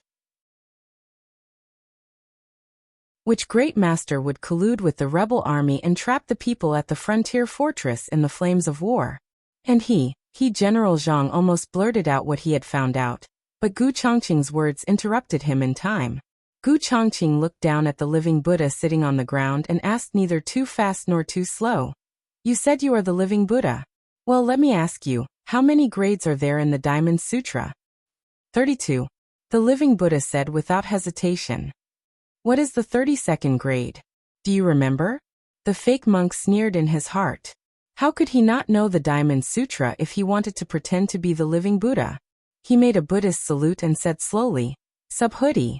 If someone uses the 7 treasures of the world to give alms, if there is a kind man or woman who has the heart of Subhuti and holds this sutra, or even the 4 verses of the Gatha, to be read and recited, and to speak for others, his blessing will surpass that of others.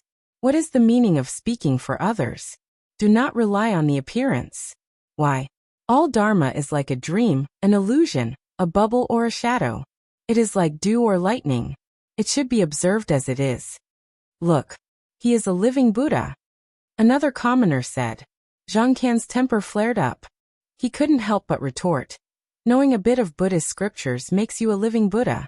Then if I can recite 2 paragraphs of the 4 books and 5 classics, wouldn't I be the new top scorer? Then do you know that Shakyamuni once wrote a volume of Little Surangama Sutra? It was a sutra written by Shakyamuni when he was still in the royal family, before his enlightenment. Can you say a few sentences from it? The fake monk's expression froze for a moment. Generally, these small sutras were not popular Buddhist sutras. He was not a real monk, so how could he memorize all the Buddhist sutras? It was strange. He was obviously a reckless man who fought in wars. How could he know Buddhist scriptures? Did someone in your family become a monk? Or did he recite all the Buddhist scriptures backwards and recite them to you every day? Of course I know the Little Surangama Sutra. However, I rarely talk about this Buddhist scripture when I preach Dharma. Even if I say it, not many people have heard of it. If this benefactor were to accuse me of spouting nonsense, who would prove this poor monk's innocence? Haha, such a small trick. It was difficult for him. Gu Chongqing said again. You are a living Buddha. You should have this scripture in your hands. The fake monk said without changing his expression. The scripture has long been burned by your people. Zhang Qian said angrily. Nonsense. When did I burn your things? Gu Chongqing looked at the fake monk with a calm and composed expression. So master admits that this Buddhist scripture exists in the world. As soon as this was said, the fake monk's expression froze again. Gu Chongqing said neither too fast nor too slow. Master, do you know that there is no such Buddhist scripture in the world? The Little Surangama Sutra did exist. But the Little Surangama Sutra was purely Gu Chongqing tricking him. Gu Chongqing looked at him lightly and said, before Shakyamuni was enlightened, he was just an ordinary person. How could he write Buddhist scriptures? Master is worshipped as a living Buddha. How could you not understand such a simple principle? Oh. The fake monk was choked and speechless. Who said that those who led the army to war were all brainless? This kid was too cunning. He actually set a trap for him. Not all the people were believers of the living Buddha. There were still many rational people. When they saw the living Buddha give himself away, they couldn't help but say loudly, You can't really be a fake monk, right? The fake monk said fiercely, I am a living Buddha, not a fake monk. Then you don't even know Buddhist scriptures. The young man who had just insulted him continued. That's. Before the fake monk finished, Gu Chongqing waved his hand and several Gu army soldiers came over with a few women. The leading woman was about the same age as the fake monk. She was adorned with pearls and jade, which was a sharp contrast to the poor people who had experienced war. The women behind her were dressed like her, but they were younger than her. When the fake monk saw this group of people, he couldn't keep his face straight. He wanted them to shut up, but it was too late. Master, please save us. They want to take us to the officials. The leading woman's call of Master completely removed the fake monk's cover. Everyone, don't listen to her nonsense. I don't know them. I don't know what these people from the imperial court did, but they found a bunch of women to frame me. Amitba, I've sinned. Father. Behind the women, a young child's voice sounded with a sobbing tone. There was more than one person. There were at least 7 or 8 of them. If it was possible that these women were hired by Gu Chongqing, then these children who all looked like living Buddhas couldn't have been hired to make up the numbers. There were many similar people in the world, but these people clearly had a frontier accent. There were only a few children in the frontier, and 7 or 8 of them looked like living Buddhas. Who would believe that they weren't his biological children? The fake monk didn't expect the Gu army to be so ruthless. Not only did they dig him out of the secret room, but they also found his family from the cellar. This time he really couldn't clear his name. With both witnesses and evidence, Gu Chongqing left military advisor Xiao to take care of Lingguan City's affairs and sent General Zhang and 10,000 Gu army soldiers to guard the city. Then Gu Chongqing quickly rushed back to Yuegu City with the rest of the troops. The Qin Kingdom's army really did attack Yuegu City at night. However, they encountered some problems on the way and encountered an avalanche, causing them to arrive 2 hours later than planned. At this time, Gu Chongqing had already rushed back with his army. Seeing that the situation was not good, the Qin Kingdom's army decisively withdrew. The Qin Kingdom's army had experienced 2 forced marches. If they turned around and attacked Lingguan City at this time, it would be like hitting a stone with an egg. Gu Chongqing wasn't worried about the situation in Lingguan City. He led the army into Yuegu City. The first thing he did was to go to the wounded barracks to find Gu Jiao. Gu Jiao once told him that if things went well, she would go to the governor's office to meet him. However, he didn't see her. She should have implemented the second plan, which was to bring the patients back to Yuegu City. When he came to the wounded barracks, he saw Dr. Song wearing an oiled paper gown, a mask and gloves. Dr. Song usually doesn't wrap himself up so tightly. It seems that Gu Jiao and the plague patients have returned. It's good that they're back. He secretly breathed a sigh of relief. However, before he could finish heaving a sigh of relief, he saw Dr. Song walking towards him in confusion. General Gu, didn't Dr. Gu come back with you? Gu Chongqing was slightly startled. Didn't she come back with those patients? Dr. Song shook his head. She didn't come back. The 2 men realized that something was wrong at the same time. Gu Chongqing's expression changed, and he called the 6 secret guards over. When he learned that Gu Jiao had gone to deal with the Qin Kingdom's experts alone, his heart sank. That's not right, he said thoughtfully. They're just chasing after a few plague patients. They won't send out the most powerful experts. As long as they're not the most powerful experts, Jiao Jiao won't be unable to come back. Unless, Gu Chongqing suddenly thought of the death warrior by the prince consort's side, who could defeat 3 dragon shadow guards. A chill ran down his spine. General, everything is ready. The day after tomorrow, are we going to attack the north? The left commander in charge of guarding ancient Moon City came over with a few marching bamboo slips. Halfway through his conversation with Gu Chongqing, he saw that Gu Chongqing acted as if he didn't hear him. He suddenly walked towards the stable, took out his mount, and mounted it without saying a word. The left commander chased after him, but his nose was splashed with snow. He wiped it away carelessly, looked at Gu Chongqing and shouted, "General, where are you going so late? General, General." The cold wind whistled, and the snow fluttered.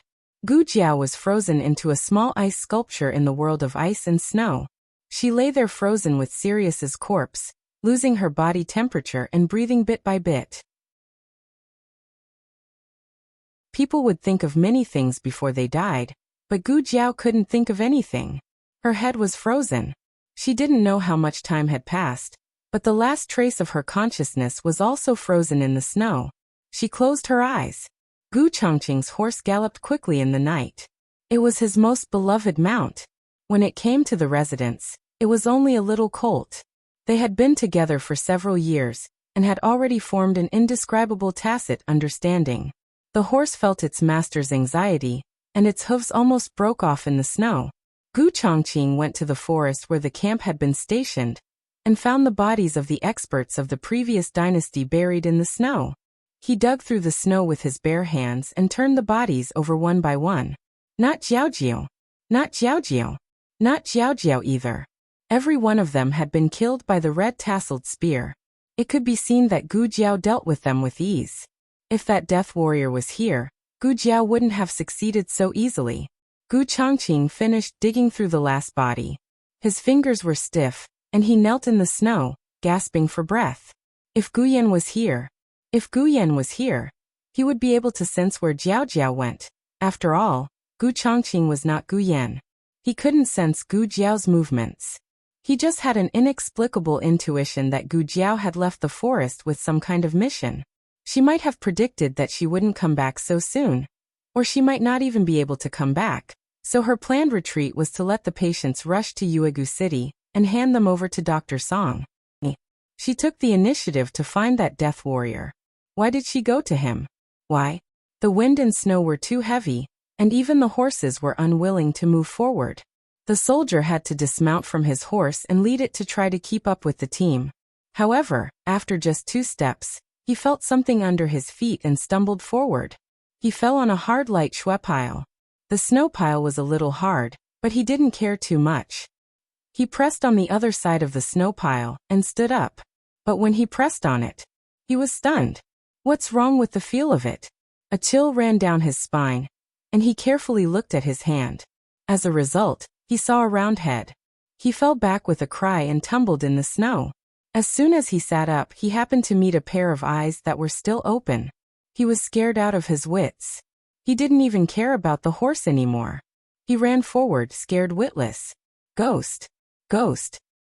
What are you shouting about? A sergeant grabbed him. You want to attract the pursuers, don't you? He didn't dare to look back. He only pointed his trembling finger behind him. No. Brother Zhang. There's a ghost over there. The safety along the way was very important. If there was really a ghost, it might not be a real ghost, but a person lurking in the dark. The sergeant called Brother Zhang walked towards the protruding light shui pile with the wind and snow on his back. When he got closer, he found that it was a person who had been frozen to death. He was worried for nothing. He thought that it was an ambush of an assassin. The sergeant intended to turn around and catch up with the team, but he suddenly felt that the face was a little familiar, as if he had seen it somewhere before. He bent down again and carefully looked at the other person's face. He finally remembered where he had seen him. Sir. The man with the silver fox was sitting in a carriage pulled by 8 horses. Suddenly, an anxious voice of a soldier came from outside. He looked at the unconscious uncle beside him, took out his slender right hand from the warm hand, opened the curtain and asked, "What's the matter?" The soldier reported, "It seems that someone saw Sky Wolf." After a while, the man with the silver fox and a few of his henchmen appeared beside the light shui pile, where the person had been tripped. The henchman removed the snow and revealed Sky Wolf's body. He knelt beside the other body with his head on the ground. His cheek was slightly tilted to the right. He didn't put all his weight on the body, but it was still heavy enough. Everyone was stunned. Sky Wolf was the #1 master under Sir. Didn't he escort Princess Ning'an to escape? How could he die here? Who was the person who died with him? The man with the silver fox frowned and looked at Sky Wolf's body in disbelief. The henchman understood why Sir had such a look. Sky Wolf was a man of sacrifice that Sir bought from the nobles of the Yin Kingdom with a lot of money. He was not an ordinary man of sacrifice. The dragon shadow guards of the royal family of the Zhao Kingdom couldn't even withstand 10 moves from Sky Wolf. No one in the Yin Kingdom, the Zhao Kingdom, or the Chun Kingdom could hurt Sky Wolf. The handsome face of the man with the silver fox was covered with a layer of frost. He said to his henchman coldly, "Check who is the other dead one." Yes. One of the henchmen squatted down and removed the snow on the man's face. It was a young and tender face. There was a red birthmark on the left side of the face. The man with the silver fox recognized the birthmark immediately. It's him? He was surprised. The man with the silver fox had fought with Gu Jiao on the ice layer of the lake. Gu Jiao had hurt him with the red-tasseled spear. Before that, Gu Jiao and another man in black broke into the governor's office of Lingguan City at night. They used black gunpowder to open a bloody path and save the old Marquis Ding, and of the Zhao Kingdom. "Sir, he's still alive," the henchman said in shock. He had originally planned to separate the serious from the small corpse, but as soon as his hand touched Gu Jiao's face, he felt that something was wrong. He checked the other party's breath. Although the breath was weak, it was still there. Sir, Prince E has woken up. He asked me to ask what happened here. The bodyguard of Prince E came over and said. The man with the silver fox looked at the unconscious Gu Jiao thoughtfully. Sky Wolf is dead. The murderer has just been caught. The man with the silver fox went back to the carriage. An unconscious soldier in armor was also taken into the carriage with him. Prince E covered the wound on his shoulder. He frowned in pain and asked, "Who is he?" "The murderer of Sky Wolf." Prince E looked at Gu Jiao's figure and her armor, which did not have any special insignia. He said, "What? Him? A small soldier? He's a soldier from the Zhao kingdom." The man with the silver fox said. Prince E had just been defeated. When he mentioned the Zhao kingdom, his face turned pale. He said in a low voice, "The Gu army?" The man with the silver fox threw Gu Jiao on the carpet of the carriage. He kicked Gu Jiao's leg away lightly. "Look at the armor. It doesn't look like it." The Gu army wore silver armor. This boy's armor was a bit like the armor of the Tang family's archers, but it did not have the insignia of the Tang family's archers. Prince E looked at Gu Jiao strangely. "You said he killed Sky Wolf? How is it possible? How old does he look?" The man with the silver fox smiled. "Uncle, do you still remember the boy I mentioned to you who is related to the Yan kingdom?" Prince E frowned. "Is he the one you mentioned?" "Sir, his luggage has been found. It's here." Outside the carriage, the man with the silver fox's confidant handed over a heavy small basket and a red-tasseled spear. The man with the silver fox took them in the snow. The moment the curtain was lifted, the wind and snow rushed in. King Yi was so cold that he shivered, and his frown deepened. The man with the silver fox tied the curtain and rummaged through the small basket. The man with the silver fox was a little disappointed when he saw that there was only some dry food and a small tattered medicine box. He thought he would find some treasure. The man with the silver fox placed the small basket beside Gu Jiao and caressed the red-tasseled spear in his hand. He said to Prince E, "Uncle, this is the weapon of the Yan Kingdom's divine general Xianyuanli. It's so ugly?" Prince Yi's eyes hurt from the big red flower and small braids on the red-tasseled spear. The man with the silver fox smiled faintly and did not care about the ugly weapon. "I asked around in the Chun Kingdom a few days ago. Xianyuanli's red-tasseled spear was given to the king of the Chun Kingdom as a birthday gift by the king of the Yan Kingdom. After the war between the Chun Kingdom and the Zhao Kingdom, the red-tasseled spear was snatched away by Marquis Xianping of the Zhao Kingdom. During the peace talks between the two kingdoms, the Chun Kingdom wanted it back, but was rejected by Marquis Xianping." Prince Yi pondered for a moment and agreed. Yes, that person would do such a thing. He was a shameless person. Prince Yi paused and asked again, "Is he from the Xianyuan family or the Marquis Xuanping's residence?" The man with the silver fox shook his head. "I'm not sure at the moment. Not only did he get the spear, he also has the black gunpowder. He must be related to the Yan Kingdom. So he's from the Xianyuan family." Prince Yi made a judgment in his heart. His expression changed immediately. "We caught someone from the Xianyuan family. If the Xianyuan family knew, they would trample us into meat paste with 100,000 cavalry." The man with the silver fox smiled. "Uncle, don't worry. If he was really an important person in the Xianyuan family, the Yan Kingdom would have sent reinforcements." Prince Yi thought it made sense. Thinking of something, Prince Yi asked again, "Then, why didn't you kill him? He killed Tianlang. Aren't you going to avenge him?" The man with the silver fox caressed the red-tasseled spear in his hand and said, "Tianlang is dead. Even if I avenge him, he won't come back to life. But he killed Tianlang, which means he's more powerful than Tianlang. Uncle, if he's willing to submit to us, wouldn't we have a second Tianlang?" Prince Yi hesitated and asked, "What if he doesn't submit?" The man with the silver fox curled his lips. "He's a soldier of the Zhao Kingdom. He saved the old Marquis Ding An's life. If we use him to threaten the Gu family army, what do you think the Gu family army will do?" Prince Yi looked at the young man lying on the ground without blinking. He didn't know why, but his heart was in a mess. "I think it's better if we kill him." The man with the silver fox smiled. "Uncle, don't be afraid. He's frozen like this. He won't be a threat. Digression. The last day of the month, the tickets were cleared. The latest chapter of this book is not finished yet. For more exciting content, please scan the QR code below to download the app. Novels are updated at a faster rate. Millions of novels are free to read. Novels with connotations that can't be found on the internet are all available here. https://www.zhbqg.com/89642_896/10929238 HTML Genius memorized this website's address in a second. www.zhbqg.com Bkuj mobile reading website. zhbqg.com.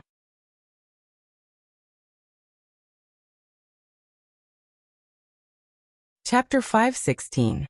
The latest chapter of this book is not finished yet. For more exciting content, please scan the QR code below to download the app. Novels are updated at a faster rate. Millions of novels are free to read. Novels with connotations that can't be found online are all available here. After King Yi's defeat, everyone thought that he and his son-in-law would lead a 5,000-man army to Beiyang City or Yi City to seek refuge with the Qin Kingdom's army. However, the scouts hiding outside Beiyang City and Yi City reported that they didn't find any traces of the former dynasty's army. On the other side, Gu Chongqing was also desperately searching for Gu Jiao's whereabouts. However, no one expected that King Yi and his party would brave the wind and snow, pass through the ice field, and arrive at a paradise. It was called a paradise because there was a continuous mountain range, and a natural hot spring at the top of the mountain in a world of ice and snow. This was a treasure trove that the Silver Fox man found by chance during a winter hunt. It was located in Zhao country's territory, but it was an unclaimed land. Every year, it would be frozen for several months, so the border officials treated it as an ordinary mountain range. The Silver Fox man secretly built a mountain stronghold here. Even King Yi was here for the first time. When the carriage entered the stronghold, it had to cross a wooden bridge. As the carriage walked on the wooden bridge, King Yi asked the Silver Fox man anxiously, "Is it really safe here?" The Silver Fox man brushed away the snowflakes that accidentally flew in from the window and landed on his silver fox cloak. He smiled calmly and confidently. "Uncle, don't worry. The mountains here are steep and the terrain is hidden. When we came here just now, it snowed heavily. Our tracks have long been covered. It's impossible for the Gu army to find us." Under the wooden bridge was a bottomless abyss. King Yi unconsciously lifted the curtain and took a look. His soul almost flew out of his body. If this wooden bridge broke, they would all be smashed to pieces. It was not until everyone had crossed the wooden bridge that King Yi's heart finally relaxed. However, in the next second he heard his nephew say, "Fengshe, cut down the wooden bridge." King Yi was shocked. "Jing'er, why are you cutting down the wooden bridge? Are you going to be trapped here forever?" The man with the silver fox comforted him with a smile and said to King Yi, "Uncle, the young master of the Gu family army, Gu Chongqing, is unusually cunning. I'm worried that he will still find some clues and chase after us." Prince Yi frowned and said, "But didn't you say that you wouldn't leave any traces?" "This is a precautionary measure," the man with the silver fox explained with a smile. "As for the way down the mountain, uncle, you don't have to worry about it. There's a secret passage in the stockade that leads to the outside from the top of the mountain. Even I haven't taken it before. That's our real escape route." Hearing this, King Yi heaved a sigh of relief again. However, the moment the wooden bridge was cut down, he was still worried for no reason. He could not tell whether this worry came from the wooden bridge itself, or from something else. His gaze unconsciously fell on the soldier from the Zhao kingdom. There was a charcoal brazier in the carriage, so it was much warmer than outside. The ice on the soldier's armor had melted, and there was a puddle of water under his body. The mask on his helmet seemed to have been lifted during the fight. He was originally wearing a mask, but it was pulled off by the Silver Fox man's subordinates. He was lying on his side, and the left side of his face with a birthmark was exposed. The more King Yi looked at him, the tighter his frown became. "Uncle, we're here," the man with the silver fox said to King Yi. Then he noticed that King Yi was staring at the young man in a strange way, so he asked, "Uncle, what's wrong?" I feel that we should kill him. King Yi looked at Gu Jiao and said. The man with the silver fox smiled and said, if he's useless, it's not too late to kill him. Your Highness, it's time to get off the carriage. Outside the carriage, a soldier reported. King Yi withdrew his gaze from Gu Jiao and got off the carriage. After the man with the silver fox got off the carriage, he said to his trusted subordinate, Feng Shi. Feng Shi cupped his hands and said, Sir. The man with the silver fox ordered lightly, take him down and find a room to settle him down. Also find a doctor to check on him. Don't let him die. Feng Shi said, yes. The man with the silver fox paused and reminded, also he has some skills. Be careful not to be ambushed. Feng Shi cupped his hands and replied respectfully, I know what to do. There were 2 hot springs at the top of the mountain. King Yi's courtyard was located at the large hot spring, while the man with the silver fox's courtyard was located at the small hot spring. The man with the silver fox sent King Yi back to his courtyard and settled him down before returning to his own courtyard. The courtyard was heavily guarded both inside and outside. The man with the silver fox looked at the 2 soldiers at the door and asked, is the princess inside? One of them replied, Sir, the princess has always been inside. The man with the silver fox asked again, has she never gone out? The soldier shook his head. No. This was a stronghold that could accommodate 10,000 soldiers. It was quite spacious and no one restricted Princess Ning'an's freedom, but she just did not want to go out. The man with the silver fox nodded thoughtfully. Understood. Guard the courtyard well, and report to me if there are any movements. Yes. Everyone replied in unison. The man with the silver fox entered the courtyard. On the other hand, Feng Shi had settled Gu Jiao in a small wooden house. Gu Jiao's small basket was also carried over by a soldier. Deputy General Feng, how should we deal with this basket? The soldier asked. Feng Shi dug out this basket personally from the snow and sent it to Sir together with the red tasseled spear. Sir only took the red tasseled spear, which showed that he did not care about the things in the basket. Feng Shi looked around. Other than some hard dry rations, there was only a small tattered box. There was a faint smell of medicinal herbs on the box. It should be a medicine box. Take it away. Feng Shi said. He paused and said, forget it. Give me that box. What if there were some valuable medicinal herbs in it? Yes. The soldier passed the medicine box to Feng Shi and left with the small basket. Feng Shi sent another person to invite the accompanying medical officer.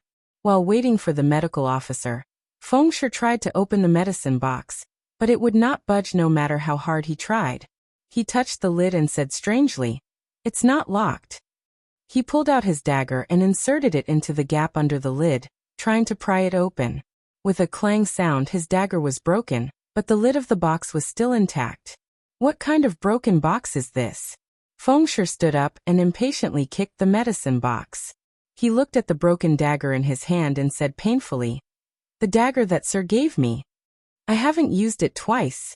As he muttered, the medical officer was brought over by the soldier. Feng Shi pulled out the broken dagger from the gap in the box and cursed as he walked out. He wanted to see if the dagger could be fixed. He walked 2 steps and turned back. He threw the broken dagger into the brazier. As for Gu Jiao, who was on the bed, Feng Shi had never seen anyone who could be saved after being frozen to this extent. However, since the Lord had given the order, Feng Shi still found a rope to tie up Gu Jiao's hands and feet. The medical officer entered the room and bowed to Feng Shi. Feng Shi said coldly, the doctor ordered that no matter what, we have to keep him alive. Use whatever good medicine you have on him. Yes, I understand. The medical officer replied. Feng Shi went out to fix the dagger. The medical officer came to the bedside and put his medicine box on the small table at the head of the bed. Because he was a soldier, there was no need to avoid the taboo between men and women. The medical officer directly sat down at the bedside. Gu Jiao's hands were tied together and placed on his stomach. The medical officer did not dare to untie Gu Jiao's ropes. He just took Gu Jiao's pulse like this. He did not know until he checked, but he was shocked. Yes, it was a girl. The medical officer's whole body trembled. He subconsciously stood up, but his hand was suddenly grabbed by a cold hand without any temperature. The medical officer opened his mouth wide. Come. Before he could finish his sentence, a blade appeared on his wrist without him noticing. The medical officer was stunned by this series of actions. What was going on? Didn't they say that he was about to freeze to death? Why did he suddenly wake up? It was fine if he woke up, but he did not know where the knife came from to cut his wrist. Gu Jiao woke up when Feng Shi tied her up with a rope. Gu Jiao did not know who the other party was, but since the other party tied her up with a rope, they probably did not plan to treat her well. After Feng Shi left, she quietly took out the blade hidden in her armor. Speaking of which, this armor was very well made. It could hide hidden weapons everywhere. It was as if it was tailor-made for her. Gu Jiao's eyes were as cold as her hands. The medical officer's legs began to tremble. Gu Jiao gave him a look to the soldier outside the door. The medical officer understood. He wiped away his cold sweat and swallowed his saliva. He said in a normal tone, "Little brother, can you help me get a bucket of hot water?" The soldier wanted to say, "Why don't you go yourself?" In the end, he was still a medical officer. The soldier could not afford to offend him, so he held back his impatience and went. As soon as the soldier left, Gu Jiao cut the rope. "Don't make a sound. Otherwise, I'll cut your throat." The medical officer had been successfully threatened. Gu Jiao tied him up with a rope, and then took a ball of cotton from the pillow and stuffed it into his mouth. Then Gu Jiao saw the small medicine box that was thrown into the brazier. Her eyes turned cold as she took the small medicine box out. Fortunately, it was not burned. Gu Jiao walked over to close the door. The soldier had to get a bucket of water. He would not be back so quickly, but he would not be too slow either. There was not much time left for her. Her situation was not good. It should be because she had been frozen in the snow for too long that there were some complications. She was a bit breathless. She opened the small medicine box and took out a blood pressure monitor to measure her blood pressure. Her blood pressure was too high. Cough. Her throat suddenly itched, and she coughed out a mouthful of pink foam. The medical officer sitting on the bed was shocked when he saw this scene. It was one thing for her to take out those strange things from the box, but she actually coughed out this kind of thing. This was lung disease. The kind that no medicine could cure. Gu Jiao measured her blood pressure again. This time, her blood pressure began to drop sharply. It was acute pulmonary edema. It would not be long before she would go into cardiac shock. In such a place, once she went into cardiac shock, she would never wake up again. Gu Jiao took out a handkerchief to cover her mouth and coughed out another mouthful of pink foam. She had already begun to show symptoms similar to heart failure, and was about to go into cardiac shock. Her hands were shaking uncontrollably. She held the handkerchief in one hand, and took out an epinephrine syringe with the other. There was no time to give her an intravenous route. Gu Jiao grabbed the syringe, and used the hand holding the handkerchief to pry open the armor. She aimed at her thigh and stabbed it down. "Doctor, your hot water is here." The soldier came to the door. Why is the door closed?" The soldier pushed the door open and entered. He said to the medical officer sitting on the stool, "Doctor, your hot water." "Bring it in," the medical officer said in a low voice. The soldier curled his lips. It was one thing to ask him to fetch water, but to ask him to bring it in? Did he have no hands or feet? This soldier was related to the steward of King Yi. He had always been more arrogant than ordinary soldiers. The medical officer was not willing to order him around, unless it was necessary. The soldier put the water on the ground beside the medical officer. He did not forget to look at the sleeping soldier of the Zhao kingdom on the bed and asked, "Why hasn't he woken up yet?" The medical officer said seriously, "He has been frozen for so long. How can he wake up so easily? You have to treat him." "Then you treat him." The soldier seemed to be staring at the medical officer as he treated Gu Jiao. The medical officer desperately winked at him. The soldier asked, "What are you doing? Are your eyes cramping? Didn't His Excellency ask you to treat him? Hurry up and treat him." The medical officer gritted his teeth. Yes. Go away." If the soldier did not leave, he would like to see how he would save the living dead. This person was dug out of the snow and had been frozen together with Sirius's body. He did not believe that he could survive. Why don't you treat him? Is it not possible? Then I will tell Deputy General Feng and ask him to send another doctor. As soon as the soldier finished speaking, a silver needle flew close to the medical officer's ear and hit the soldier between his eyebrows. The soldier's eyes opened wide and he fell back.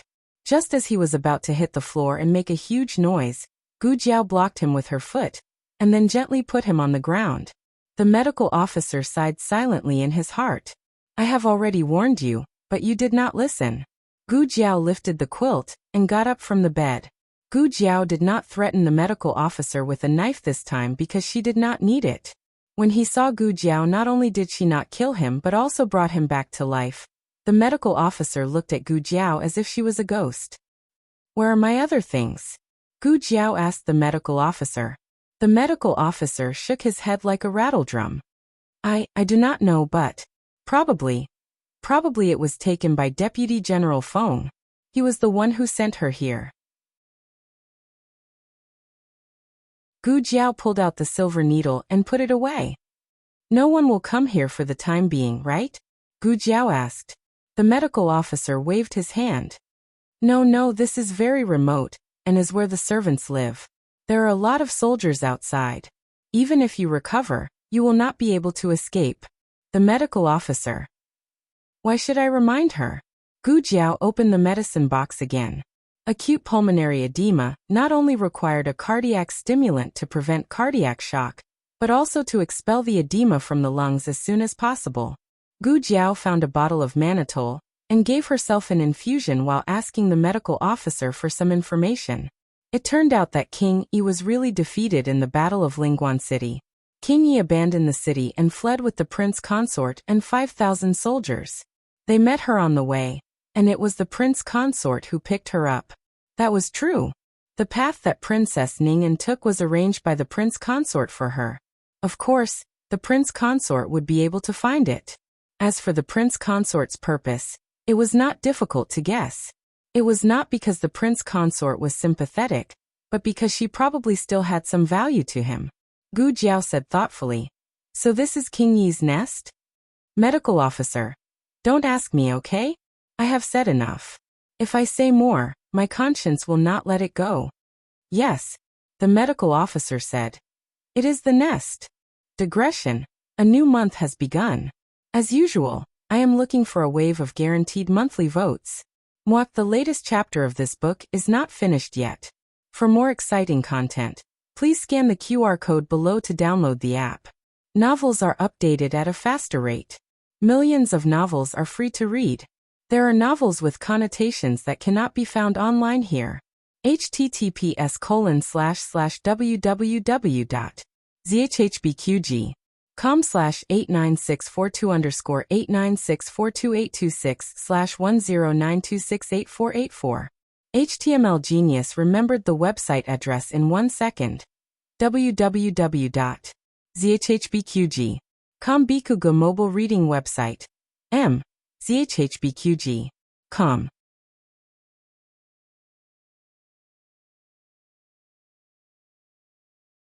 Chapter 517. The latest chapter of this book is not finished yet.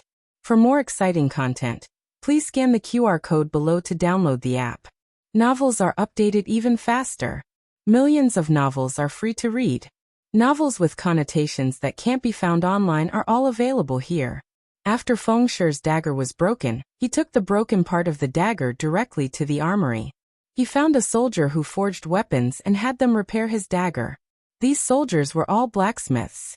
They came to the military camp to do nothing but forge.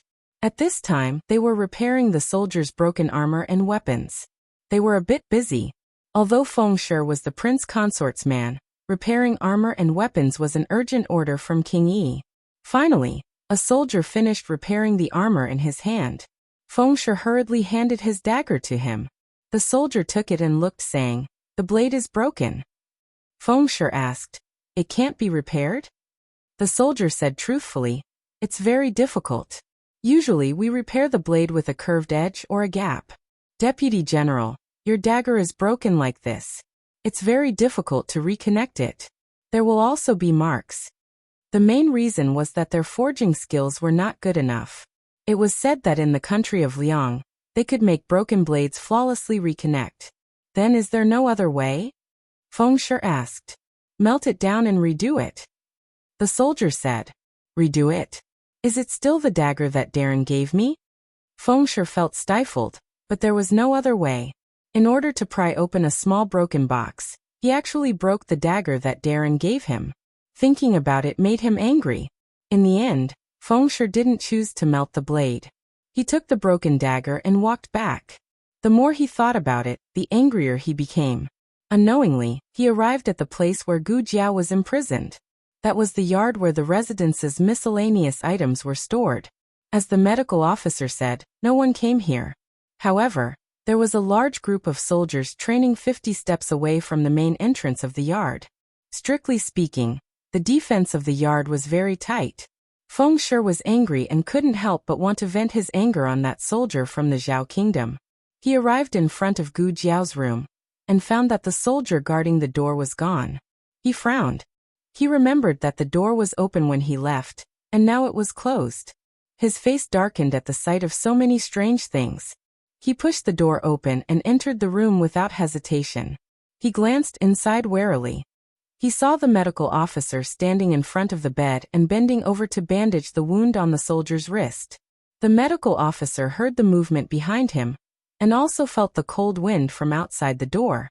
He turned back and said to Feng Shi, Deputy General Feng, please close the door. The patient is already frozen. He can't be exposed to the wind anymore.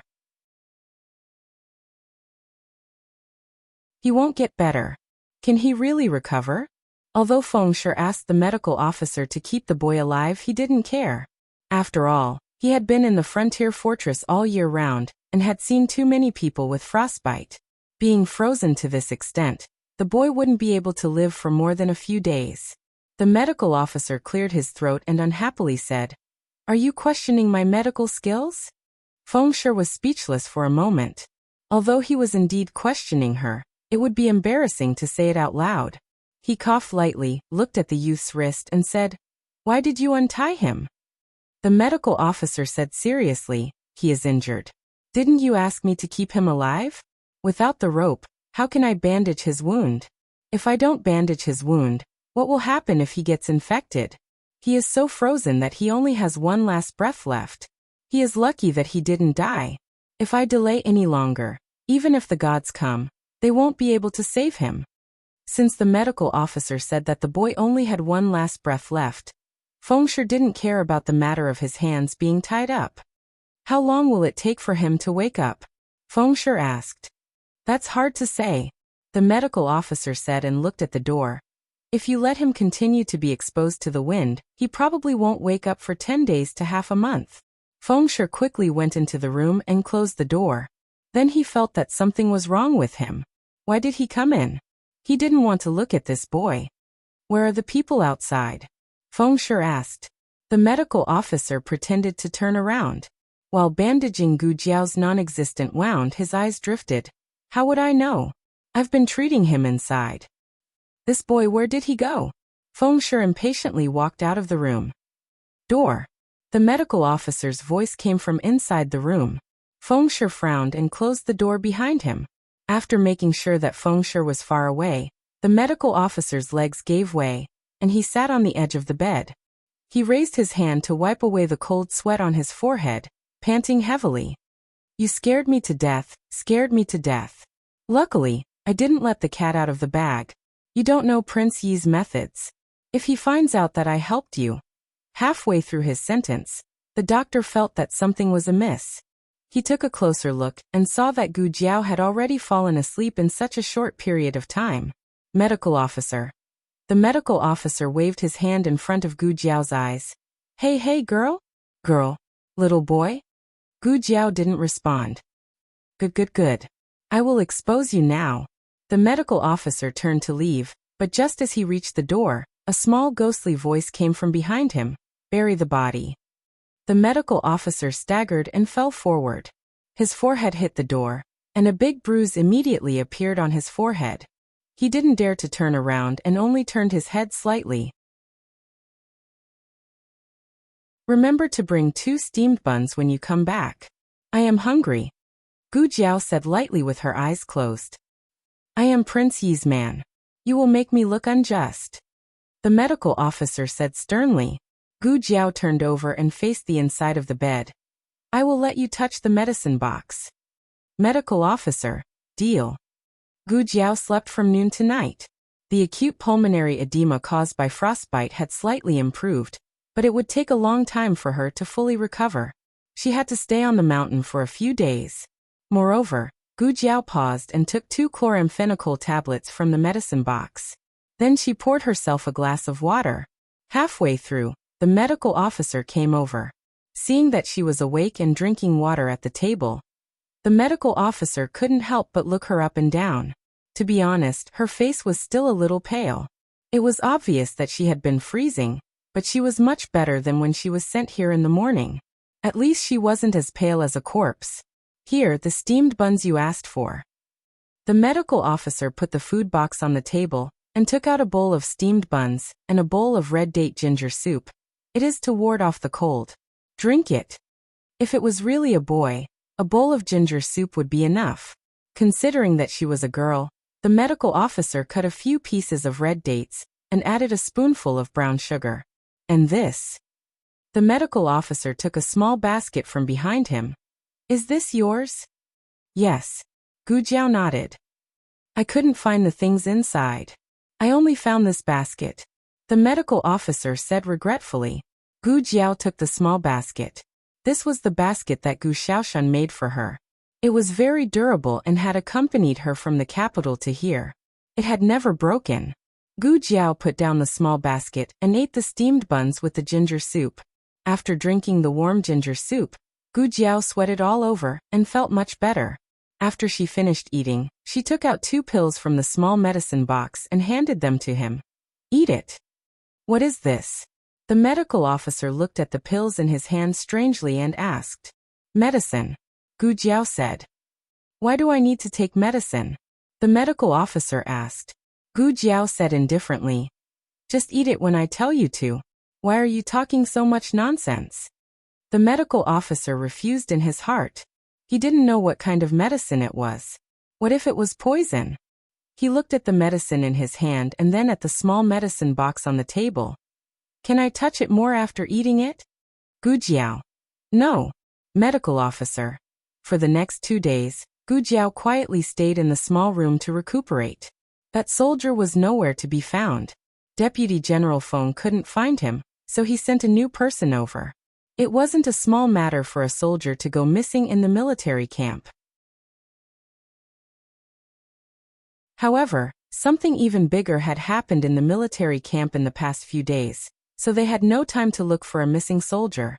King Yi fell ill. On the second night after staying in the stronghold, King Yi suddenly had a cold and high fever. During the Battle of Lingguan City, King Yi had been shot and injured. The medical officers initially thought that his wound had become infected, leading to this series of events. However, when the medical officers checked King Yi's wound, they found that it had healed well and there were no signs of swelling or infection. The medical officers then guessed that King Yi had caught a cold, so they brewed a soup for him to treat the cold. Unexpectedly, after drinking the soup, not only did King Yi not show any signs of improvement, he even coughed up bloody sputum on the morning of the 3rd day. The medical officials examined Prince Yi once again. This time, they finally sensed that something was amiss. Generally speaking, coughing up bloody sputum like this was due to lung disease. However, there were many types of lung disease. There were lung diseases caused by colds, and also lung diseases caused by plagues. No, it can't be plagues, right? Could it be tuberculosis? A young medical officer asked in fear. Tuberculosis was also a type of lung disease. It was highly contagious in the early stages, but as long as the right medicine was taken, most of the time it would become chronic. To put it bluntly, it would not cause immediate death. Plagues were more contagious than tuberculosis. The fatality rate was higher, and the death rate was also faster. If they had to choose between the two, they would of course rather that King Yi had tuberculosis. But King Yi's symptoms don't seem to be tuberculosis, an older medical officer said. This sentence made all the medical officers fall into silence. On the other side, in the Silver Fox Man's study, Feng Shui was reporting King Yi's condition to him. The doctors said that King Yi has been infected with lung disease, but they don't dare to say what kind of lung disease it is for the time being. Feng Shui said truthfully. Lung disease, it can't be. The Silver Fox Man shook his head. No, it can't be. Uncle has never been in contact with patients with plagues. Cough, cough. As he spoke, he suddenly started coughing violently. Sir, are you all right? Feng Shui took a step forward and poured a cup of hot tea for the Silver Fox Man. He handed it to the Silver Fox Man with both hands. The Silver Fox Man took the hot tea and took a few sips. Not only did it not stop, but it also became more violent. Cough, cough. Cough, cough. He put the teacup on the table and frowned. Pour some cold tea. Yes. Feng Shui poured a cup of cold tea for him. The Silver Fox Man took a sip and seemed to have stopped coughing. But after a while he started coughing violently again. Sir. Feng Shui looked at him worriedly. The Silver Fox Man waved his hand and said indifferently, It's nothing. It's just a cold. The Silver Fox Man was a peerless expert. A small illness like a cold was not a problem for him. He rarely took it to heart. I'll be fine after a few days. Send someone to keep a close eye on my uncle. Don't let anything happen to him. King Yi was the most legitimate member of the royal family of the previous dynasty. He was the last direct descendant of the world patriarch. Nothing could happen to him. Feng Shui said earnestly, Sir, you have to take care of yourself too. If something really happens to King Yi, you'll be the only descendant of the royal family. It's not like I don't have a son. Halfway through his sentence, the Silver Fox Man paused. I know. You may leave. After Feng Shui left, the Silver Fox Man sat alone in the study room for a long time. He only left the study room when it was late at night, and it was time for him to rest. He came to the door of a room. The maid who was guarding outside the door bowed to him. Prince Consort. Has the princess gone to bed? The Silver Fox Man asked. Yes, she has, the maid replied. The Silver Fox Man was about to enter the room, but he could not help but cough. He turned around and covered his mouth with his fist. Cough, cough.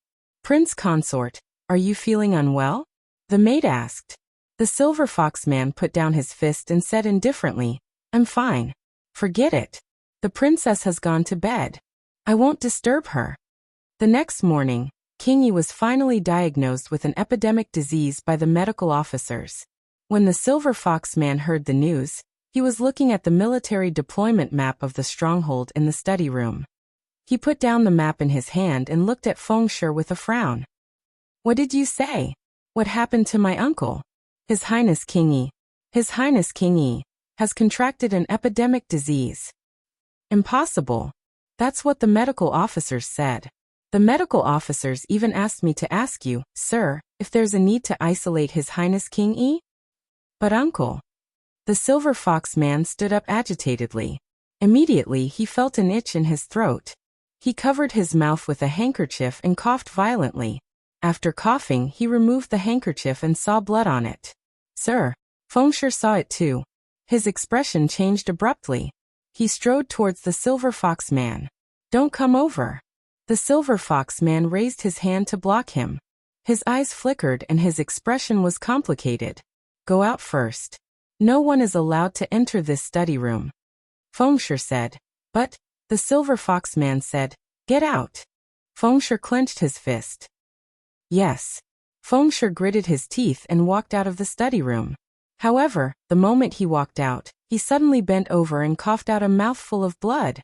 Digression King kill her. Prince Consort. Uncle, don't be afraid. Can she kill 5,000 of us by herself? Little epidemic, hello. The latest chapter of this book is not finished yet. For more exciting content, please scan the QR code below to download the app. Novels are updated at a faster rate. Millions of novels are free to read.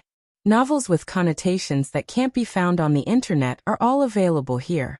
https://www.zhhbqg com/89642_896422826/109262312. HTML Genius memorized the website address in a second. www.zhhbqg.com Biku Pavilion Mobile Reading Website. zhhbqg.com.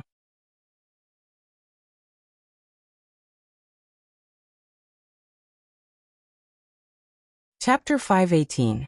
The latest chapter of this book is not finished yet. For more exciting content, please scan the QR code below to download the app. Novels are updated at a faster rate. Millions of novels are free to read. Novels with connotations that can't be found online are all available here. The man with the silver fox decided to suppress the news that King E was infected with the plague. After all, they had just suffered a defeat and their morale was already low. If news of King Yi's illness were to spread now, the morale of the soldiers would be shaken. Worse still, the situation would become even more difficult to control.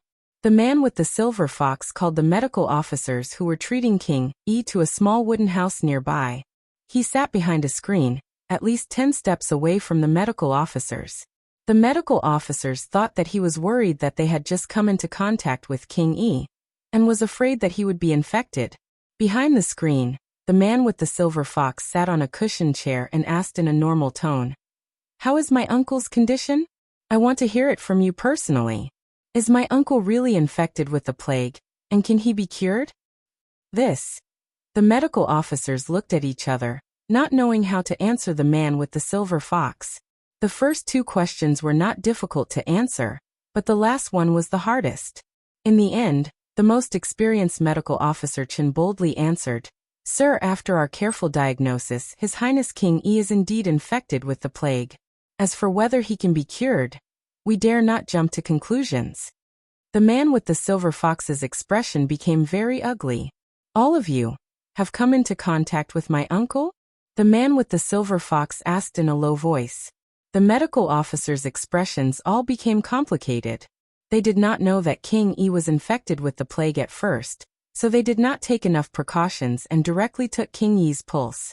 Now they were afraid that, yes, it was still Medical Officer Chen who answered the man with the silver fox.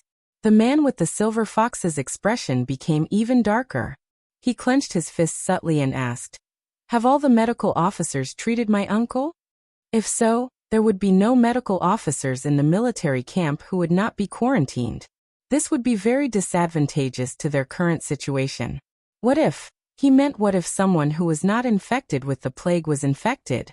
Who should they go to for treatment?" Dr. Chen said. "A doctor was taken away by Deputy General Feng. He said that it was your order to treat a hostage. He has been taking care of the hostage for the past 2 days, and did not go to His Highness Prince E." The man with the silver fox recalled that there was indeed such a thing. When he thought of the soldier from the Zhao country, his expression became unpredictable. The plague was not a cold that could be contracted by being exposed to the cold wind. It needed to be contagious. The man with the silver fox was very sure that he and Prince E had never come into contact with those plague patients. The only suspicious person they had come into contact with in the past 2 days was the young man from Zhao country. Could it be him? The man with the silver fox furrowed his brows and muttered. The man with the silver fox thought of the group of plague patients who had escaped, as well as the men of sacrifice and their pursuers who never returned. If that young man was the one who let them go, then everything could be explained. He had killed the group of death warriors and pursuers, and he had also been infected with the plague. Then he had picked him up from the gravely ill. Thinking of this, the silver fox man clenched his fists so tightly that his knuckles cracked. No, he still didn't believe it. He wanted to see it for himself. The man with the silver fox was so agitated that he started coughing uncontrollably. The medical officer's expressions changed and they said in unison, "Sir?" The man with the silver fox man covered his mouth with his handkerchief and pretended that he did not see the bloodstains on the handkerchief. He said calmly, "I'm fine. I just caught a cold. Do you understand?" Everyone exchanged fearful glances and lowered their heads in resignation. They answered in unison, "Yes, we understand." The man with the silver fox wiped the bloodstains on the corner of his mouth and said coldly, "I don't care what method you use. You must cure the plague. Otherwise you and your families will die." The medical officers shuddered in unison. Gu Jiao was sure that she was infected after she heard that Prince Yi was diagnosed with the plague. Is the news reliable? Gu Jiao sat at the head of the bed and asked the medical officer who was looking at her small medicine box with greedy eyes. Is the news reliable? She already knew that his surname was Tong. He was from Yi City and practiced medicine for a living. Because there was a war, he was forced to join the army by the remnants of the previous dynasty. Of course it's reliable. When I went back to get the medicine, I saw that they all covered their faces. After asking, I knew that Prince Yi was infected with the plague. Tell me, how did Prince Yi get the plague? Dr. Tong couldn't understand. Gu Jiao understood. If Prince Yi was infected with the plague, then it could only be because of her. She was not sure whether she was infected by Squire Zhao's blood, but just in case, she still wore a mask under her helmet. When she woke up in this room, the mask on her face was long gone. It was obvious who had taken it off. Dr. Tong told her that she came back in the carriage of Prince Yi and the prince consort. Then it was very likely that they were infected in the carriage. Gu Jiao had never thought of using the plague as a means to attack the enemy. Therefore, even when she went to kill Sirius, she was well prepared. But she couldn't stop someone from being greedy and wanting to take advantage of her. Dr. Tong was puzzled. He never thought of Gu Jiao. After all, Gu Jiao had been here for 3 days. She didn't look like she was infected with the plague. Her coughing blood was more likely caused by frostbite. And she was getting better quickly every day. If it was the plague, it would only get worse, not better. Moreover, he had been treating her for the past few days. He wasn't infected. You should take your medicine, Gu Jiao said.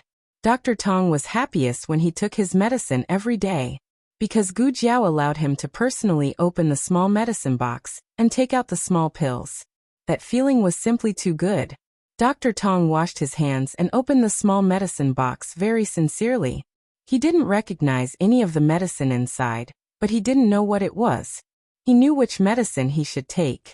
He recognized the box. He skillfully pressed out 2 pills and swallowed them with warm water. Both pulmonary edema caused by frostbite, and this plague would cause pink bubbles to appear. Because of this, Gu Jiao had never been sure that she was infected. Dr. Tong also thought that it was a lung disease caused by frostbite. Gu Jiao also showed symptoms of high fever, but it quickly subsided under the effects of the medicine. Dr. Tong, on the other hand, didn't show any symptoms. She wasn't sure if the chloramphenicol had a preventive effect, or if Dr. Tong was an asymptomatic infected person. An asymptomatic infected person of the plague wasn't infectious. In other words, if Dr. Tong was the latter, then he was the safest person in the entire stronghold. He could come into contact with anyone. He didn't have to worry about being infected or infecting others. Dr. Tong didn't know anything about himself. He finished his medicine and had to put the medicine box back. He smacked his lips reluctantly, closed the small medicine box, and began to look forward to the next time he took his medicine. Once the plague flared up, without proper treatment, the body would collapse rapidly. In the afternoon, King Yi was still able to talk, but at night, his fever was so high that his consciousness was blurry. The man with the silver fox originally planned to go to Gu Jiao's room to investigate, but he was called away by King Yi's subordinates halfway. King Yi was in a daze from the fever. He called the man with the silver fox's name, so everyone had to call him over. Zheng, Zheng. King Yi called out to him in a daze. The man with the silver fox covered his face with a mask. He came to the bed and held King Yi's hand. Uncle, I'm here. Zhenger. King Yi held the man's hand tightly. Zhenger, I'm so scared. The man with the silver fox looked at King Yi, who was tortured by the disease, and his heart was filled with grief. Uncle, don't be scared. I'll definitely cure you, King Yi said in a daze. It's him. Zhenger, it's him. King Yi was cruel and heartless. The method of punishing Gu Chongqing and the Gu family army was suggested by one of his subordinates, but he treated his nephew well. Even though such a big thing had happened, he didn't want to blame his nephew for not listening to him. King Yi said in a trembling voice. Kill him. Zhang. Kill him. A huge wave of regret and pain emerged in the man with the silver fox's heart. All right. Uncle, wait for me. I'll go and kill him now. On the other side, Gu Jiao asked Physician Tong to find out who in the stockade had symptoms similar to the plague. Physician Tong said, King Yi has been diagnosed. The prince consort. I heard that he also coughed a few times. There's also Feng Shi. Who's Feng Shi? Gu Jiao asked. Physician Tong said, Deputy General Feng, someone saw the person who dug you out from under Tian Lang's corpse coughing up blood. A few of his brothers are also said to be in a bad condition. Physician Tong's words were more reserved and serious, but Gu Jiao was almost certain that the prince consort and Feng Shi were also infected. The method they used to deal with the Gu family army was ultimately used on them. The tragedy that should have happened to the Gu family army was now the tragedy of the Qian dynasty's army. The latest chapter of this book is not finished yet. For more exciting content, please scan the QR code below to download the app. Novels are updated at a faster rate. Millions of novels are free to read. Novels with connotations that can't be found online are all available here. https://www.zhbqg.com/89642_8964286/1092419009. HTML Genius memorized this website's address in 1 second. www.zhbqg.com Bikugo mobile reading website. zhbqg.com.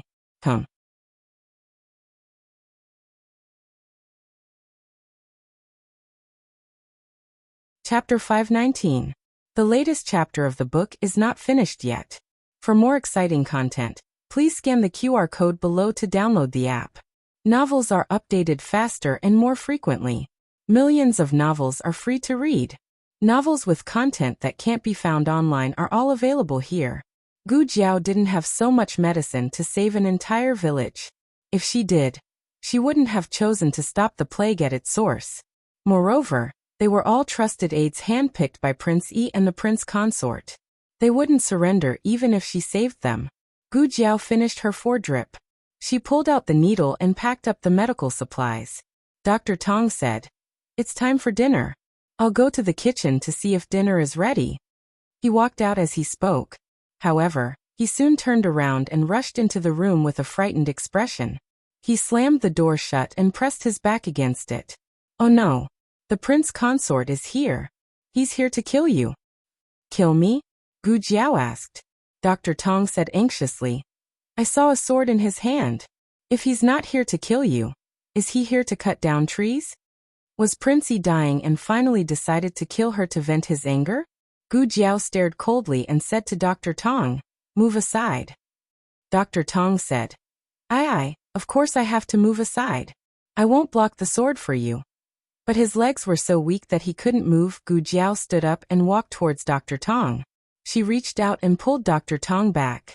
At the same time, the man with the silver fox also reached out and pushed the door open.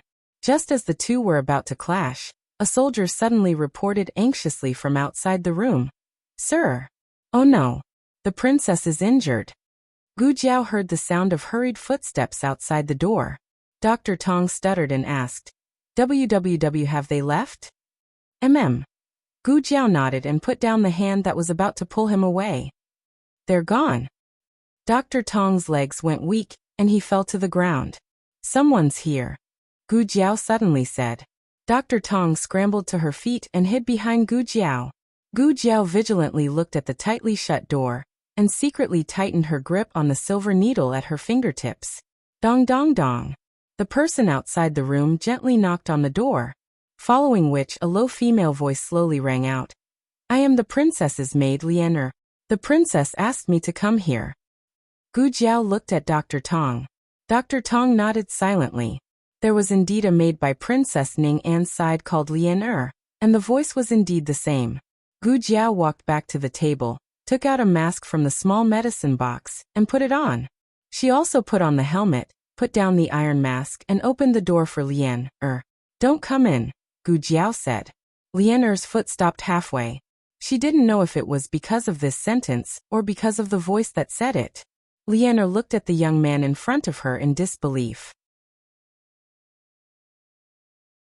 The young man looked at Dr. Tong behind him.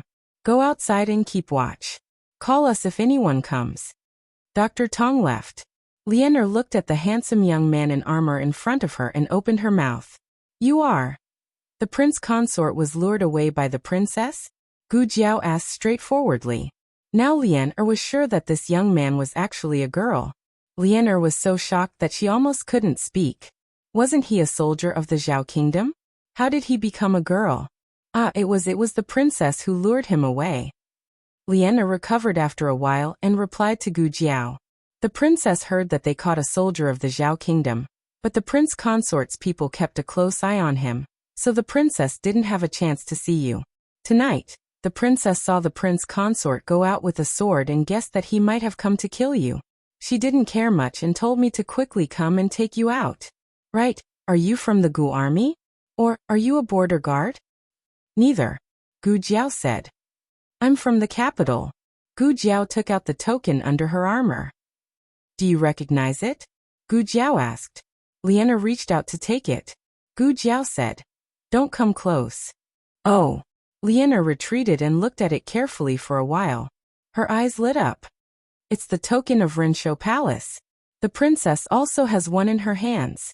Were you sent by the Empress Dowager to save the princess? The Empress Dowager. Is she finally willing to forgive the princess? Gu Jiao didn't directly answer her question. Instead, she asked, did the prince consort come into contact with the princess after coming up the mountain? Leonor thought for a while and said, the prince consort came to visit the princess once, but the princess said that she was sick in bed and didn't see the prince consort. The prince consort stayed outside for a while and then left. Gu Jiao nodded thoughtfully and said, then has the princess felt any discomfort recently? For example, high fever, chills, coughing? Leonor shook her head. No, the princess is pretending to be sick, but she isn't really sick. If it wasn't contagious, then it was in the incubation period. Gu Jiao felt that it was very likely that it wasn't contagious.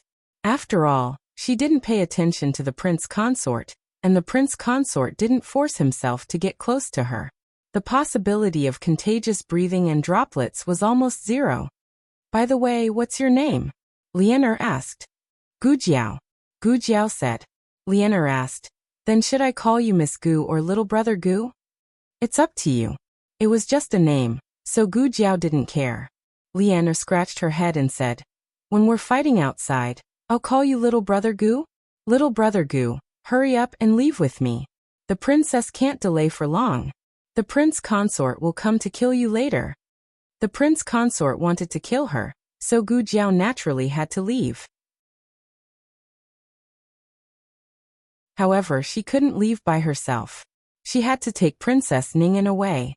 Gu Jiao turned and entered the house. Take Dr. Tong with you now. Don't let the prince consort see you. Then, pack up the princess things as soon as possible and prepare to go down the mountain. Leonor subconsciously followed her in. As soon as one foot touched the ground, she remembered Gu Jiao's faintness. She coughed lightly and moved her foot back. No, I can't disobey the princess's orders. The princess wants me to leave. If I don't take you with me, she'll be angry. Gu Jiao opened the small medicine box and took out a few masks. Being angry is better than dying here. Besides, if I don't want to leave, you can't take me with you. Leonor whispered. Are you very good at fighting? If I forcefully take you with me, will you knock me out? Gu Jiao. Leonor cleared her throat and said seriously, I know. I can't beat you. I'll report to the princess now. Gu Jiao gave the masks to Dr. Tong and asked her to put them on the princess and the people around her. What about you? Dr. Tong asked. I'm going to get something, Gu Jiao said. Gu Jiao had more or less figured out the layout of this place from Dr. Tong's descriptions. 200 steps east was King Yi's residence. 30 steps north of King Yi's residence was Princess Ning, and the prince consort's residence. Gu Jiao avoided the patrolling guards and snuck into King Yi's courtyard. Probably because they didn't want too many soldiers to be infected by King Yi. Some of the heavy guards had been removed. This made things easier for Gu Jiao. Dr. Tong had never been to King Yi's residence, so she couldn't give Gu Jiao a detailed description of the layout. Gu Jiao accidentally stumbled into King Yi's bedroom. King Yi was asleep, and there were only 2 doctors kneeling outside the screen to boil medicine for him. Gu Jiao tiptoed to King Yi's bedside. Gu Jiao pulled out her dagger, but put it away after taking his pulse. The illness was beyond cure, and there was no cure. She didn't want to waste her energy. Gu Jiao searched the room for a while. About 15 minutes later, she came out of King Yi's residence. At this time, the prince consort also happened to come out of his own courtyard. He carried his sword and walked towards the small room where Gu Jiao was imprisoned. Gu Jiao had to take Princess Ning away before he realized that she had escaped and returned. There wasn't much time left for her. She also had to find her red-tasseled spear. Gu Jiao snuck into the prince consort and Princess Ning's courtyard. Little brother Gu. Little brother Gu. Dr. Tong tried her best to keep her voice low. Gu Jiao turned her head and walked towards Dr. Tong, who was at the corner. Dr. Tong didn't care about the boundaries between men and women. Besides, he was much older than Gu Jiao. He pulled Gu Jiao behind a large tree and whispered to Gu Jiao, "Have you thought it through? Are you really going to take the princess down the mountain? If you take the princess away, the prince consort won't let you off. He'll catch up very soon. The princess won't be able to leave. Why don't you leave by yourself?" Although the prince consort and the princess were at odds, it was because the prince consort betrayed the princess and the imperial court. The princess didn't betray the prince consort, so the prince consort couldn't let go of her.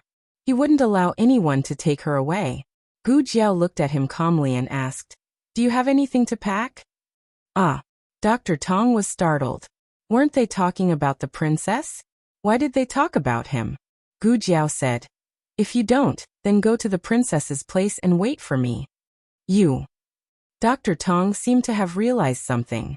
His breathing stopped as he stared at Gu Jiao in a daze. Gu Jiao ignored him and went to find her red-tasseled spear. Her luck wasn't bad. The second room she entered was the prince consort's study. Her red-tasseled spear was hanging on the weapon rack. However, the small braid at the tip of the red-tasseled spear had been untied, and the large red flower on the spear was gone. Gu Jiao narrowed her eyes and her gaze slowly turned cold. The newest chapter of this book is not finished yet. For more exciting content, please scan the QR code below to download the app. Novels are updated even faster. Millions of novels are free to read. Novels that can't be found online are all available here. https://www.zhhbqg.com/89642_896428226/10924138. HTML Genius will remember this website's address in 1 second. www.zhhbqg.com Bikugo mobile reading website. zhhbqg.com. You're tuning in to the Earbook Haven YouTube channel. Don't forget to subscribe and join us on this journey to catch the most captivating stories.